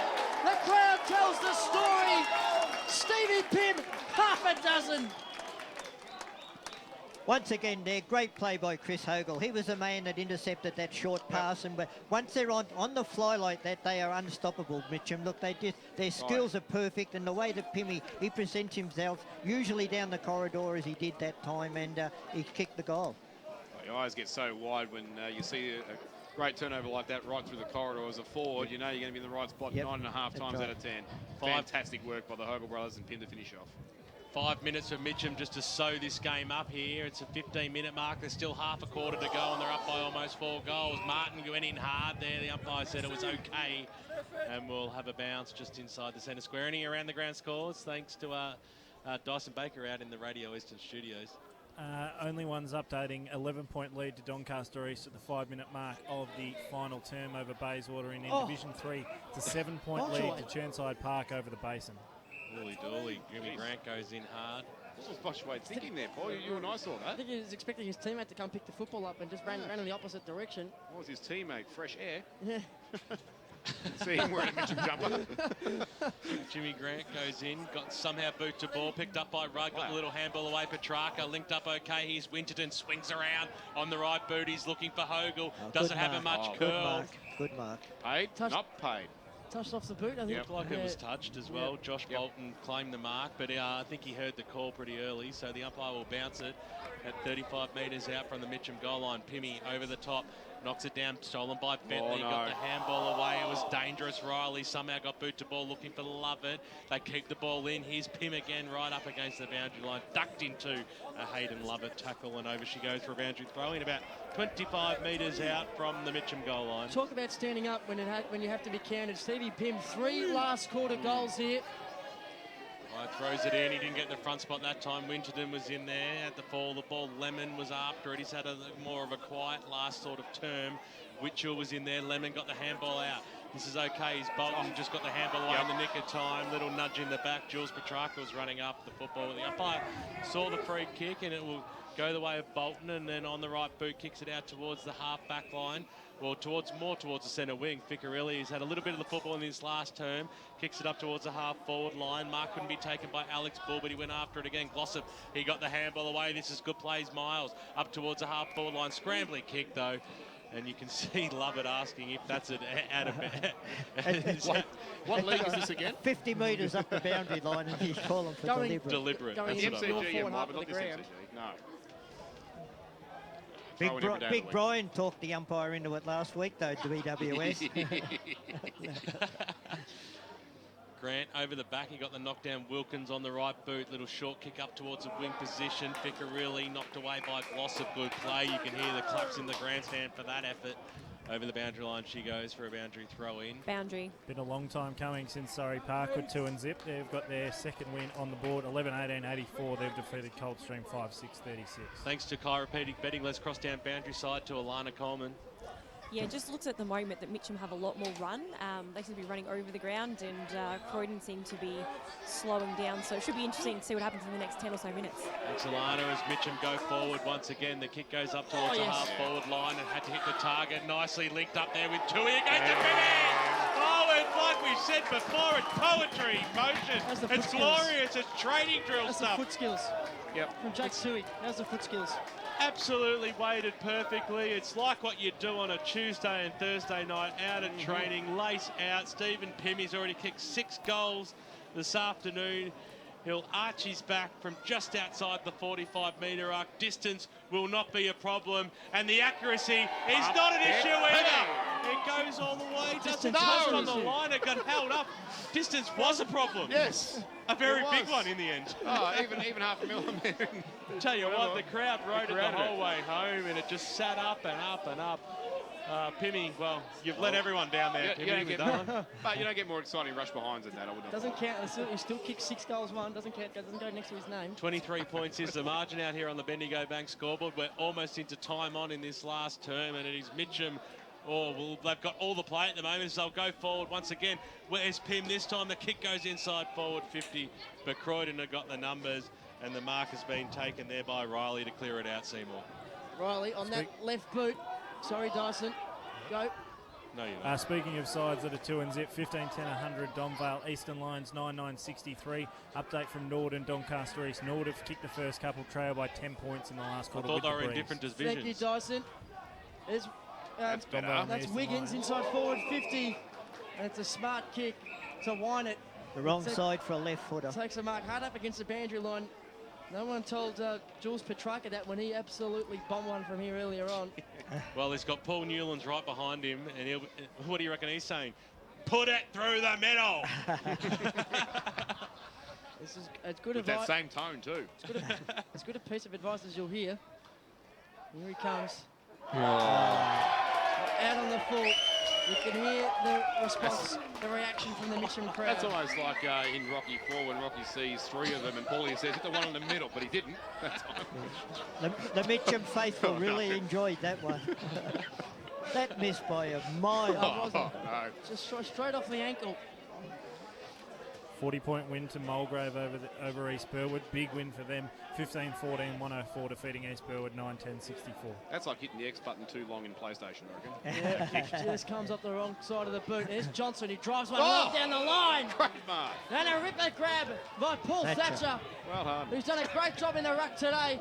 Just kicks that into some space. No one able to take the mark. There's Petrarca at ground level. Gets the kick forward. But Hughes will mop up for the Blues. He's got a couple of players in support. Eventually stops some props. Goes to Oliver Adams and Jake Toohey over the top. Couldn't quite bring the ball down. But there's Adams around the corner. How's this one going to bounce through the behinds? They need to kick a goal in the next minute. The Blues. Well, they're no chance at all. It's the kick from fullback. It's from Miles. It's out on the full. Oh, no. It's out on the full. Jamie Haag will be the recipient. Should he go from there? Should he go in forward? Where the 45 dissects with the boundary. He drops one to the top of the square. No one able to take the mark. Elton gets the fist in.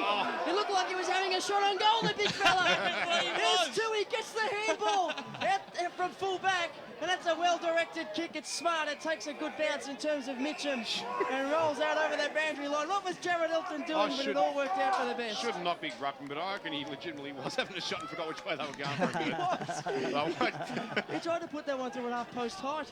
But I won't take too much away from him. He has had a brilliant game today, especially from about halfway through the second term. He's really been a point of difference. He has given him first use when he's been in the ruck, but now it's Clayton and Thatcher. The boundary throw, he doesn't reach either of them. Blight picks up the ball, and he's done holding the ball. It's a little stiff. The old one, that was the old one pretending to get rid of it, but I'm not really trying to. That almost looked like Thatcher was trying to tackle Blight himself, his own teammate. Rugby union style. There's Toohey. Short to Miles. That's fifth. That's a 25-metre penalty if ever I've seen one. Yep, good pick up. And she didn't play No, it. didn't. Katrina. She didn't. Good mark by Witchell, who put the sleeves on since half-time. Little chilly.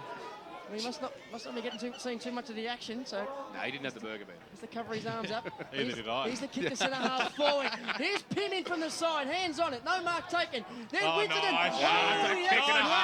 That is sensational from the playing coach. Just put it out there where he expected his player to be. Not to just blaze away. And Jaden Hogle, who kicked 3 first-half goals to set this game up for Mitcham and to keep them in it, has got to go back from number 4 and put this one beyond doubt. Now, how often would Neil Winterton do that on Tuesday and Thursday nights for 8 days? Probably every week, half a dozen times every week. He's just laid it out in front of him, BWS. It was poetry like the other ones were, and the finish from Jaden Hogle is as good as you'll ever see. 4 goals to him. 17 on the board for the Tigers. They move on to 17-9 at 111.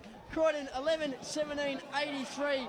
That is all she wrote here at the MCG of the Essendon Football League Ray Baird. A great game of footy. The result now beyond doubt. Well done to Mitchell. That's as hard fought a win as you'll ever find. It's been a great game, but talking about Neil Winterton then, he didn't put it out in front of him. He put it and made the player work to get to it. That was a difference. Where he expected them to be. That's right. And he'll be very happy with that as well. Ball back in the middle. Can they just continue on their merry way here? Bolton for Croydon, handball to Hughes, dispossessed of the football. Charging in through there was Clayton, couldn't get boot to ball. Stacks on the mill and will have a bounce just inside the centre square. Any around the ground scores, final scores, Dyson Baker? Another unexpected 2 zip side, Sylvan. They were 13 points down at three-quarter time, kicked 4 goals to 2 behinds in the last term to win by 11 points. 10-7-67 the Cats, Baronia 8-8-56. Doncaster East currently up by 16 points. Full time at Doncaster and Norwood. Doncaster have got up by 9 points. 11-13-79 the Division 2 Premiers. 10-10-70 Norwood. Fantastic first win there by the Doncaster Football Club. Here comes Winterton, snaps around the body. Another centering kick. Pimmy was in there. So too was Faulkner. Goes after it again. And Martin's got him nicely wrapped up. So we'll have a bounce 30 metres out from goal. At Footy EFL, if you've got live scores, tweet them through ASAP. We want to know what the scores are. Jimmy Grant goes after it, tops one high. The umpire said, I saw that, I was right there, so go back and have a kick. Sting's gone out of this game. To Churnside Park over the Basin. Churnside Park are beating the Basin, you said, Dyson? No, by lead 10 by points 10. late in the quarter. Kick goes up towards Lovett on the right boot. He'll send the ball forward now inside 50. There was no one really there. Knocked away there by Daniel Johnson. He'll go after it again. There's a big log just going over and going, Jamie Hay, get out of my way. Over the boundary line. In goes is for that a what he boundary said, try. was it? Oh, yeah. Something like that. Adding in a few profanities, no doubt, but no. just kept it at G level here on the broadcast as the umpire throws the ball back in now. Knocked out by Marrow in the end, who got the second bite on it. Bentley trapped it for Croydon. He almost got legged. Little handball over the top. Marrow went over the top again, but once again it was chopped off. Kick to the hot spot. Bolcherate had this front spot, went after it. Got a little boot to ball. Somehow Todd got boot to ball himself. He might have staked this one in. No. But he pushed it to the right-hand side. So he was going to be a late contender for the Kairopete goal of the day, but to no avail. Bendigo Bank scoreboard, 27 minutes gone in the final term. It has been a great game out here today at Walker Park. Some call it the MCG of the Eastern Football League, others don't. 17,911 to 11,1884. You are an imbecile. Here's Rudd at centre half back. Takes a strong grab. Goes out to Witchell on centre wing. Witchell not able to take the mark. They've got a boot into the guts of Hayden Lovett, who's feeling that one. The ball trickles out for a boundary throw in. Shout out to G-Mac. He's listening, which I'm sure he's not. He's fluffing about out here at Walker Park somewhere. Yeah, he'll be picking up rubbish. Yep. Cigarette butts, actually. Here's Lemon, who's gone out of the game in the second half. Was a real factor in that second term when they come roaring back into the game, Croydon. But he's been well held since then. We since that incident with Helsted Wild when Hogel kicked the goal ended up kicking the goal from the goal square. After that, Lemon's kind of drifted out of the game. That's some sharp work in the ruck. There's Witchell in a good spot. Sweeping handball out wide. Just held up his teammate in his tracks. So Miles runs onto it. Goes to the outside of the boot up the centre half forward. Dropping back, taking a strong mark is Anthony Faulkner, who's had a great day at centre half forward for the Tigers. His kick goes across the face of goal. Chris Hogel for number 4. No dice. Just to the left-hand side, one behind. Grant Campbell, thanks to Choose Tap match stats. Inside 50s in this final quarter, 13 apiece. Croydon won the contested ball 35 to 28, but Mitcham uncontested possessions 29 to 15.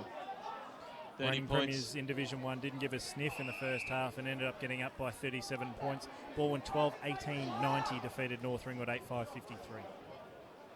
Great mark to Adam Bolcherate. No, not paid. No, not allowed.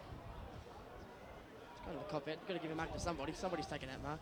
Either the man in front or it's either Bolcherate. Jimmy Grant trying to barge his way through. She's done so. Miles, sorry, that should have been Rudd, I said. I think Rudd's done that much, but what he's done has been very, very effective. Stop twisting my knob. What time is it again? There's the boundary throw in. It's 4:40 a.m., is it? Jake Tui, unlucky not to get a free kick for a push in the back. Picked up by Elton. And ball out wide there to Wiggins, who gets it over to some space. Blight releases Lemon. Wynet's on the lead, ignores him, goes long to the goal square. Danny Lemon, consolation prize for the former Mustang. 12-18-90. Croydon, 17-10, 112, 22 points of margin. And that is a contender for the Kairopedic betting goal of the day. A good night's sleep after a great deal. After a great goal, sorry. Which that was in the end. That broke a long stretch of behinds too for Croydon. They'll be kicking themselves. 30 scoring shots to 27 their way as well. And I think that in the second term they ran at 8 goals 4 at one stage, I think, Ray. And since then, 4 goals 14. Plenty of long quarters in this game today. As the siren sounds to end it, Timor. It certainly does, BWS. And the Mitcham song blasts through Walker Park. I like this little touch. It's brilliant. It's the best song in the competition. What a great day of football it certainly was. A ripper game as well. Up the disappointment of last week's radio game. To come to Walker Park this afternoon and get this. It's an absolute cracker. It's a 22-point win to the Tigers in the end. 6 goals to Stevie Pimp, 4 goals to Jaden Hogel, 3 to Chris Hogel. And they had to work real hard for it, Ray. Real hard. Oh, they certainly did. But look, as I said at three-quarter time, the side that are going to win is the side that worked the hardest. Look, Croydon, they threw everything at them in the last quarter, but it was just I think the class and maybe a little bit of fitness as well come into it, where Mitcham were able to get over the line. It's almost a shame they had to be a loser in many ways, Louie Bulzomi. Yep. No, most definitely. With the way in which this game had panned out, the ebbs and flows right throughout, you almost would have been satisfied, at least from our point of view as callers, with a draw. Obviously, the two sides and the fans wouldn't have liked that, but we would have thought that would be the just result. But again, as I mentioned, just seconds before that final siren, you look at Croydon's scoreline, 12-18. That's going to really come back to bite them, if anything else. And what do you put it down to? The 16-point margin at three-quarter time. They were able to build on it, which against the Breeze, does it come down to the mental roadblock?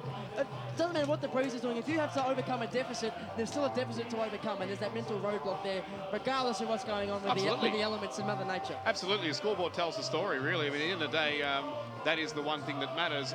And even if you know you got that breeze in the last quarter and you think it's a 2-goal breeze, a 3-goal breeze, that can change. And as you said earlier in the call, Paul, a place like Walker Park, I mean, most of the time it was blown to scoreboard end. It can easily go to the Maroondah Highway. Let's cross down boundary side thanks to chiropractic betting. Stevie Pims with Esmond Aponso. Thanks a lot for that. Stephen Pym, last week 6 goals, this week's a great start for the season. How do you feel going into this season now? You've got to go really half dozen on the board now. Yeah, it's been a good start. I had a pretty quiet pre-season due to work commitments, but yeah, it was a good start anyway. How did you find the conditions in today? Look, it was a bit of a seesawing affair. You know, both teams played well.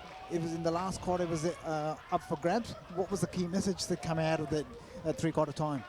We knew that we were hopefully fitter than them, so we thought, you know, if we just ran the ball, held the ball as much as we can, even if it had to be ugly footy at times, we knew we'd run over the top of them.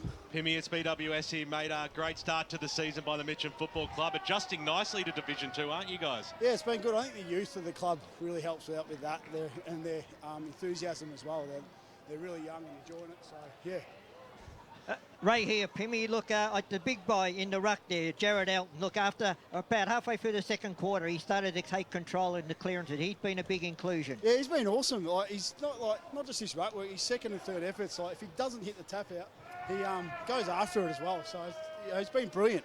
Pimmy, we're not going to deprive you of singing the song, mate. You. Get inside now. Thanks, guys. Thanks. Stevie Pim, 6 great goals today, this afternoon, out at Walker Park. Good stuff there by Esmond. I'm sure himself and Alana will snag us another guest before. Sure they will. A couple of close ones late before you head into the rooms to grab the song, boys. A 3-point lead now to Churnside Park in the base one. That one will be getting right to the death knock. Donny East. The Donny East by 16 points, 22-minute, 9 points. Song, here we go. Here's the Mitcham song. Sorry, Dyson, we've got to hear this.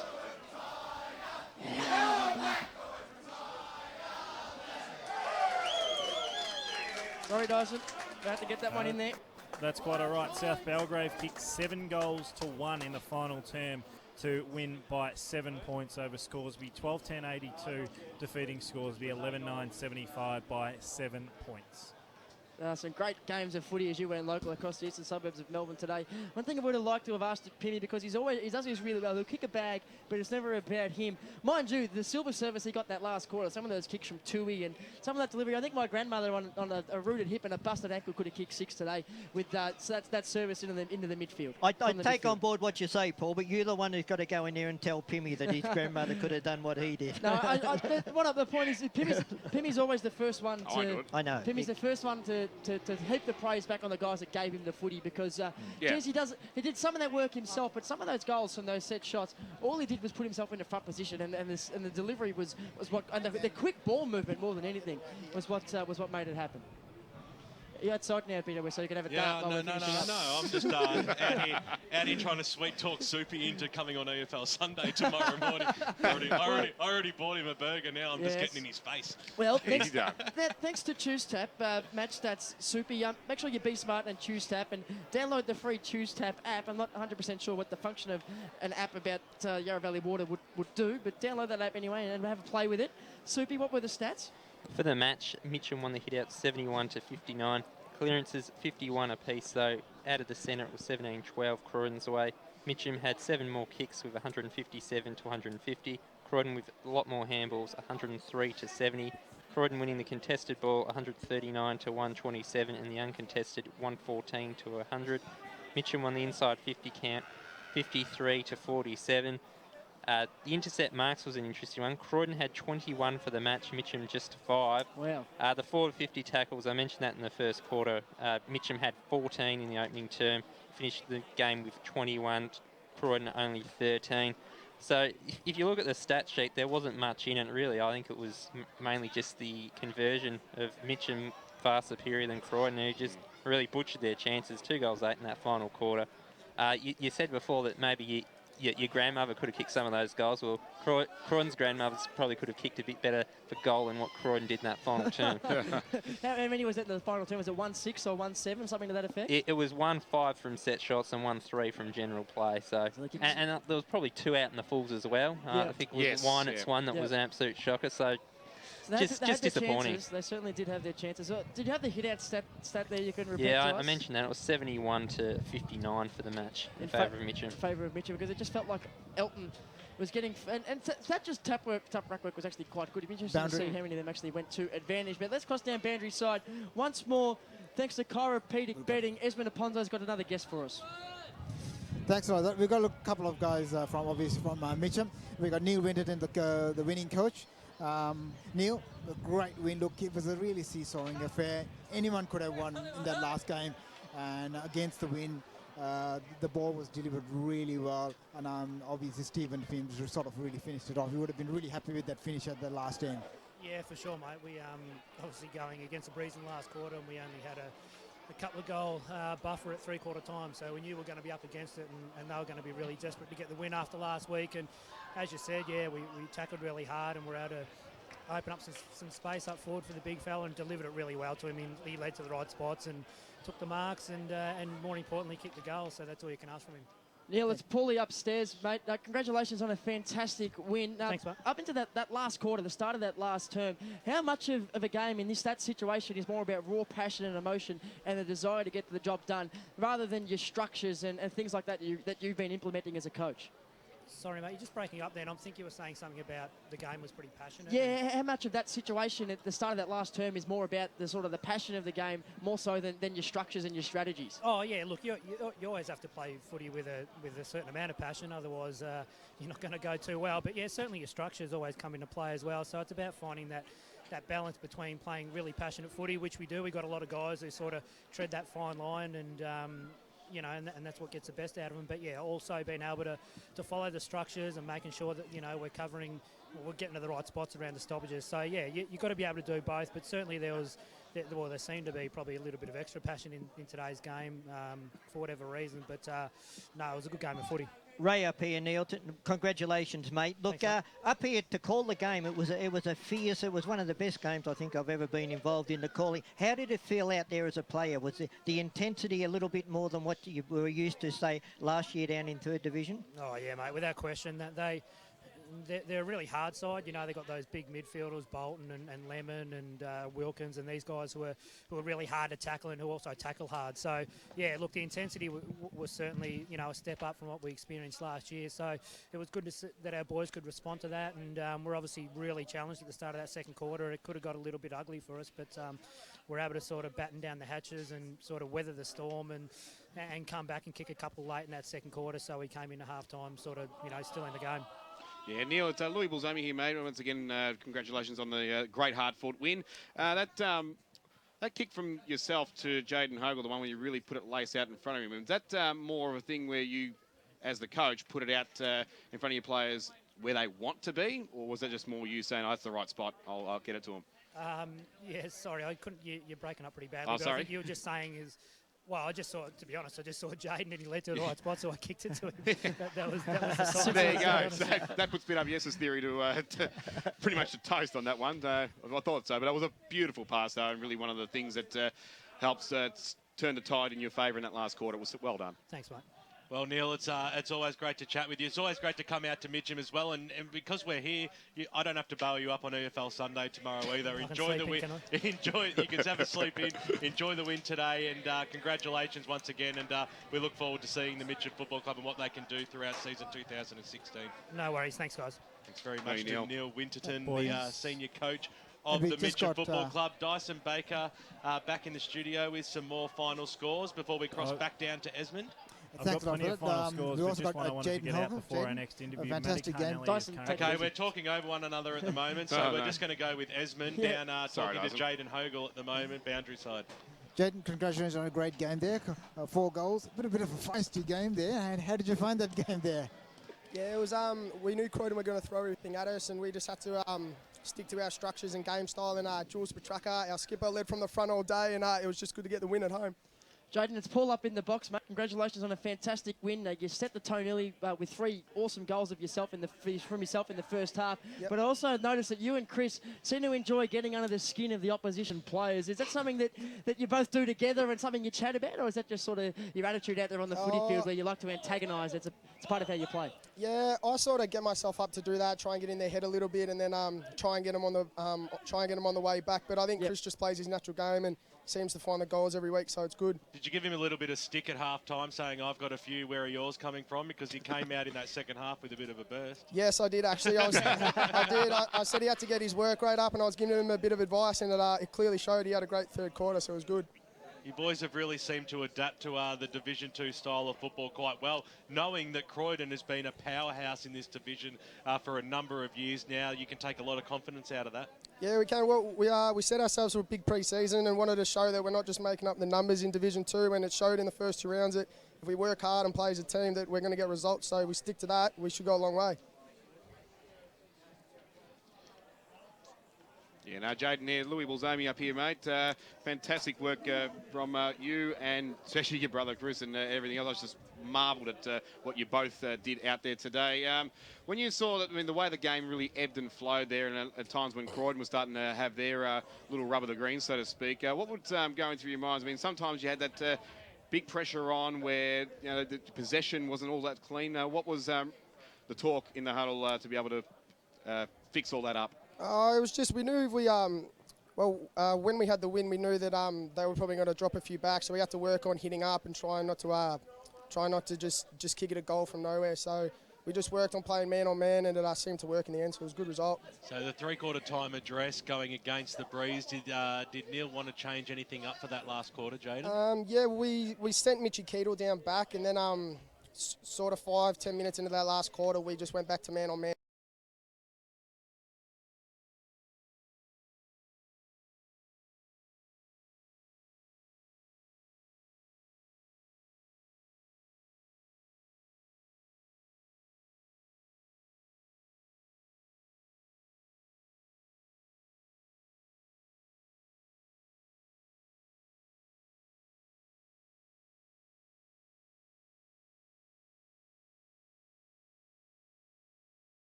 That's all behind the bar talk. Yeah, no, all good. Glad you remembered it. We're just happy to be up in the next division and obviously in the first 2 rounds showing our true colours. So yeah, it's great. We love watching you, mate. We love watching your brother. We love watching the Mitcham Football Club, and it's been a privilege to come out here today. Good luck for the rest of the season. There's no doubt we'll be having a chat with you guys throughout the rest of the year, and bring on the Tiger Army. They're out here today, and they are well and truly on the train as well. Awesome, thanks, mate. Appreciate it. Thank you very much to Jaden Hogle today, who had a ripper game. Paul Semertzidis. He certainly did. Let's have a look through all these awards that we have to give out. Of course, just quickly, boys. I'll just interject with a score because I think this is the boss is talking. Fairly phenomenal effort. So, 19 goals in the final term to Forest Hill. What? No. They've finished up 54-26, 350. To Nunawading 3-3-21. 19 goals in the Can I hear that again? That's a record. It has to be an EFL record. 54-26, 350 to 3-3-21. But more importantly, Matty Carnelli has 29 goals after 2 rounds of football. How many after kicking seven goals last week. Do the maths. 22 goals. Is it a for record? The afternoon. Has to be a would record. suggest it is. I know that Mick Aitken from Heathorn kicked 18 against Chermside Park one day, and that's the largest I've heard for a Patrick Bowden kicked 21 once. Against Donvale. Where's Brad when you need him? And Paul Eccles kicked 19 against Surrey Park one day. Just for you, a 50-50 win. 50-50 win for you, BWS. The Hawks got done by 3 points, but Doncaster East have bounced back to get a win. The Hawks got done. No, the Saints got done, but Doncaster East. You're going to give it to me, mate. Do it. We're running out of time here. He's got time. We've got time. Dyson, did we have a final score at Roeville? Well, if your boys got onto the text line or managed to get in contact with me, No reception that far out, mate. I was getting some word from Frosty Baird, but he said he left early, so I don't know what that was about. No, he wouldn't have as been I there. said that, it's No, just he said he was. through. Yes. Roval 9:15:69 kept East Ringwood goalless in the final term, 7-4-46 to get up by 23 points. They played 2 get out of jail free cards so far this season. You don't get 2, Dyson. You only get 1. Well, it depends where you land on the Monopoly board. That's right. Community trust and chance. It's going back to the bottom of the pile.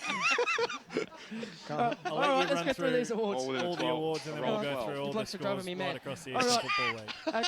A chiropractic betting goal of the day to the victor go the spoils. A chiropractic pressure relief pillow Visco Classic valued at $99 or a $100 voucher. It's Take like the voucher, sleeping on a cloud, Seymour. Take the voucher and then have your $1 to go and put in the pokies or something. That's a great prize. And I reckon my vote is Jaden Hogle early on in that first term when we berated him for taking a bounce on his left side and came back on the right and rolled through one on the inside of the right boot. That's my contender. Of course it is, because you called it and it's got me in What the about- background going, why would you bounce it? So you just want that to be seen all week. What about the one? What about Hours of the history. one from Julian Petraka kicked from here Oh, yeah. in the you can't coach's give a box set on the shot the wrong goal of the foot? day. You can't give a set shot the goal of the day. I'm sorry. Given that the whole population of Melbourne bloody surrounding him at the time as well, and being berated to kick it from over the fence. We had that was good too. Wiggins as a contender, Lemon as a contender, Pimmy as a contender, Petrarca as a contender, but I agree with you, Seymour. We're going to give it to It had a Jaden bit of Hogle everything. for the goal of the day today. Because, it was good. It was right in front of the stand. It was right in front of the Croydon bench as well. It was perfect. Yeah, it basically. certainly was. Combination stuff. And exciting, And which our is what we want. Pancake Parlour play of the day, a $50 Pancake Parlour voucher, celebrating 50 years as a Melbourne icon. Pancake Parlour open 24 hours, Doncaster and Malvern East, and breakfast till 5 o'clock. So that's good for you on Sunday when you crawl out of bed at probably 4:30 in the afternoon. On Sunday? On Sunday. I do EFL Sunday, mate. What are you trying to say? And then you go home and go to bed. No, I've got to spend some time with the girlfriend over the weekend or I'll get the sack. Yes, No, I that's thought very you- true. I thought you meant you did the OB from bed. I'm on the verge. What's our vote for play of the day? There was a couple of good ones. I liked that late Winterton kick, that delayed out in front of Hogle, and there was a play up here when Rudd broke out of the middle and got it to somebody who kicked it down the throat of Pimmy late in the last quarter as well, which looked pretty good. Yeah, well, I've got that Pimmy play of the day, but I don't know. Well, I don't know who we give it to in that instant because there was like 4 players who touched the football in that transition. Should give it to they can football. go on a nice little mandate, $25 to get you half a pancake. Well, they can each. go there and get a Coke each for $25. Yeah, can't they? half a pancake and a Coke each. And just pay $2 glass extra. Glass half full in that case. Exactly. Well, we'll sort that one out, but a couple of good plays there. Our A1 airport parking mark of the day, a $50 A1 parking airport voucher. There were a lot of close calls. There was one late in the last almost. quarter, Todd, who took a lot of contested marks today, in and amongst about 4 of them. It was almost Ross Twiggy Dunn, 1977 grand final, first grand final style, where 5 blokes are converged on this football, and so all of a sudden he just came up with it. I'm not sure how he marked it, but it was a good contested mark. Yeah, he was a good player all day, and I think he deserves the award today. What do you think, Ray? Yes, I agree totally. Oh, I'm very just good. sitting back here. Yeah, excellent. Yeah, you look Okay. very relaxed. And of course, the award that everybody wants to win, the Tobin Brothers Funerals Celebrating Lives Man of the Match Award. The winner gets a Coles Myer gift card valued at $50. And we'll do this the old-fashioned way with our 3s, 2s, and 1s. I'm not sure if you guys have thought about this. Raymond, we'll let you take the new nut, the shiny new kookaburra. All right, one vote I gave to Josh Bolton. I just thought that he would 4 very good solid quarters for Croydon. You know, he led from the front there, particularly in the first half. But so 1 vote to him. 2 votes I gave to the big man who I just thought controlled the rucks, particularly after about the halfway through the second quarter. So 2 votes to Jared Elton for mine, and 3 votes Chris Hogle. Look, he was just dynamic in what he did, and he did a lot of it. Chris Hogle? Chris Hogle. Thank you very much. Louie? Yeah, well, a couple of Croydon players were pretty stiff for mine to miss out, and Dan Lemon and also Lockie Todd. But I'll give him my vote, 1 vote also, like Ray did, to Josh Bolton. I think especially when Croydon really got the momentum back in the second term, he was a pivotal part of it, both in the middle and floating forward, and really kept them in the hunt right throughout. Mitch Keedle, Yep. Quite often, a lot of defenders don't really get a lot of plaudits for the work that they do, especially off the footy, because they're not really gaining a lot of possession. But some rebounding work that he did, and a lot of one-percenters crossing over and getting the fist in, really helped swing the momentum back Mitcham's way when Croydon were coming with all guns blazing, especially in that second term and again in the third term. So Mitch Kettle gets my 2 votes. And I'm going to go Chris Ogle's brother, Jaden, for the 3. Yep. More so because he kicked 4 goals to 3. Yeah, in that brother battle. But he was just, excellent. He was sensational. I mean, the more the crowd gave him, the Croydon crowd, the more he just lived up to it and thrived off it, and he was fantastic. That intercept in the last term that he created in the middle, that then flew forward towards Stephen Pym, was probably the winning goal. Grant Campbell? Well, I was considering at one point Wynant. I know you didn't think he had a great game, but I thought he was important for him. But that shot out in the full, that ruled him out of contention because that was an absolute shocker. I based my votes on the fact that Mitcham had 3 less shots and won the game, and it was their kicking for goal that was the difference. So I gave both Hogel's votes. I gave Chris Hogel 1, Jaden Hogel 2, but Steve Pym, I know he got great delivery, but he still went back and kicked 6. I thought he was fantastic and best on at ground today. The whole forward arc, 3, 2 and 1. Yes. My 3, 2 and 1 looked like this. I gave Penny 1 vote. 6 goals, awesome. But the fact that he kicked 4 in the last quarter and kicked 4 set shots on goal that none of them looked like missing, that's real clutch. And it gets the very soon. And it just about won in the game, basically, his kicking at goal, as good as his delivery was. I gave 2 to Todd. I just thought he was excellent. Had Croydon and won the game, he would have been best on ground by a street. He played a 4-quarter performance and was getting the ball all along the ground, all over the ground, and was taking contested marks and doing all the tough things.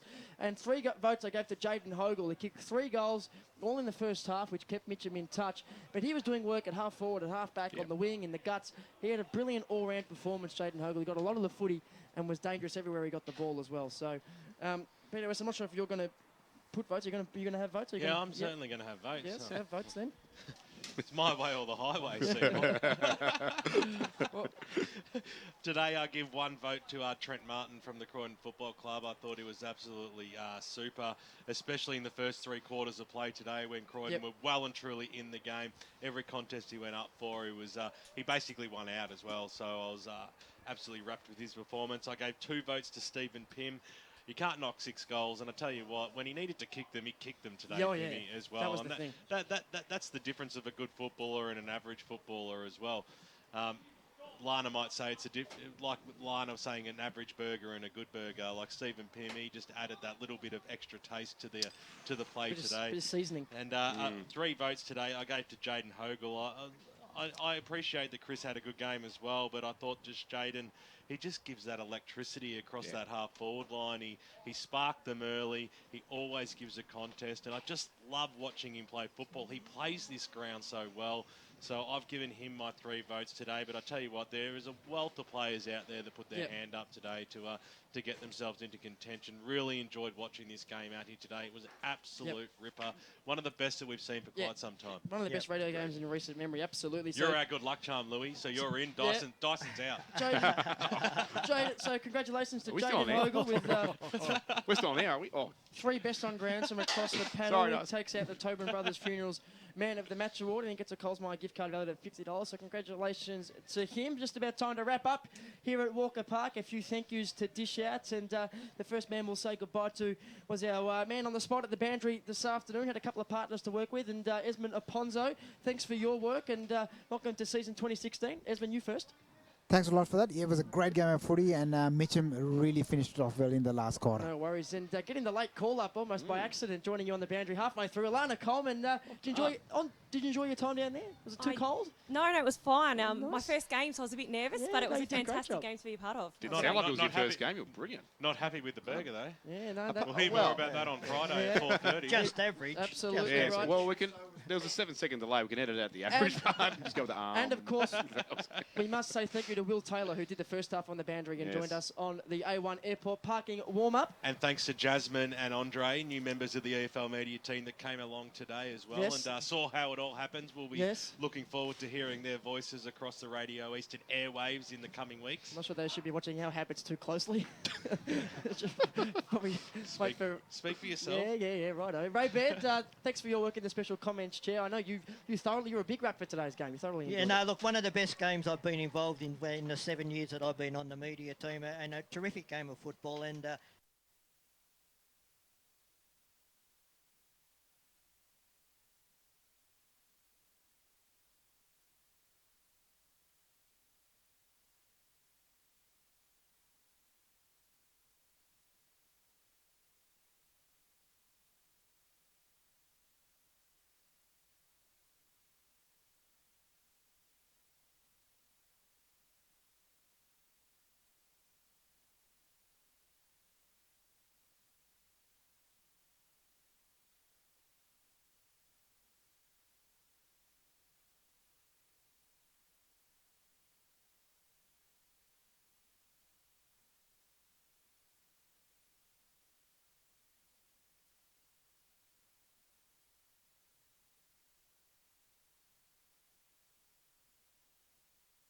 Done a great job today, Seymour. There's no doubt about that. Well done to Louie and Ray and the rest of the team. Congratulations to Dyson Baker as well in the studio. He's done a super job with the around the ground scores. Grant Soupy Campbell as well. Esmond, Alana, Wilbur. Everyone's done a really good job today. And we can't forget Giggles himself. Brucey Preston. And Lethal, my second set of eyes, always doing a brilliant job as well. But it's always great to be out here at Walker Park. Don't pretend that you remembered Soupy. You just saw him out of the corner of your eye. He's hiding behind the door. And now you're trying to throw it in nicely. Soupy, you coming in for EFL Sunday tomorrow? I'll come in for Carlton tonight. Wow. No, sign him up. That's his zinger for the day.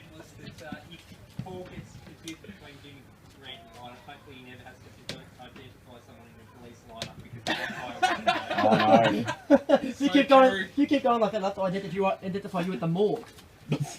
Oh, that is just that was somber terrible. note. That was terrible. Very somber note. Let's get stuck into the BGC Bayswater post-match show. Dyson Baker, have you got many around the ground reports coming our way? Just throw it back to him.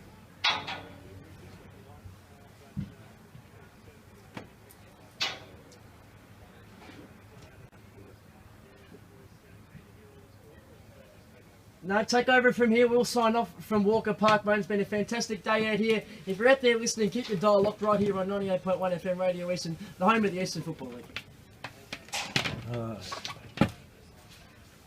You little beauty. You can take it. If you don't want it. Yeah, I don't know what happened to mine. Yeah, no, for sure. Thanks, Dyson Baker.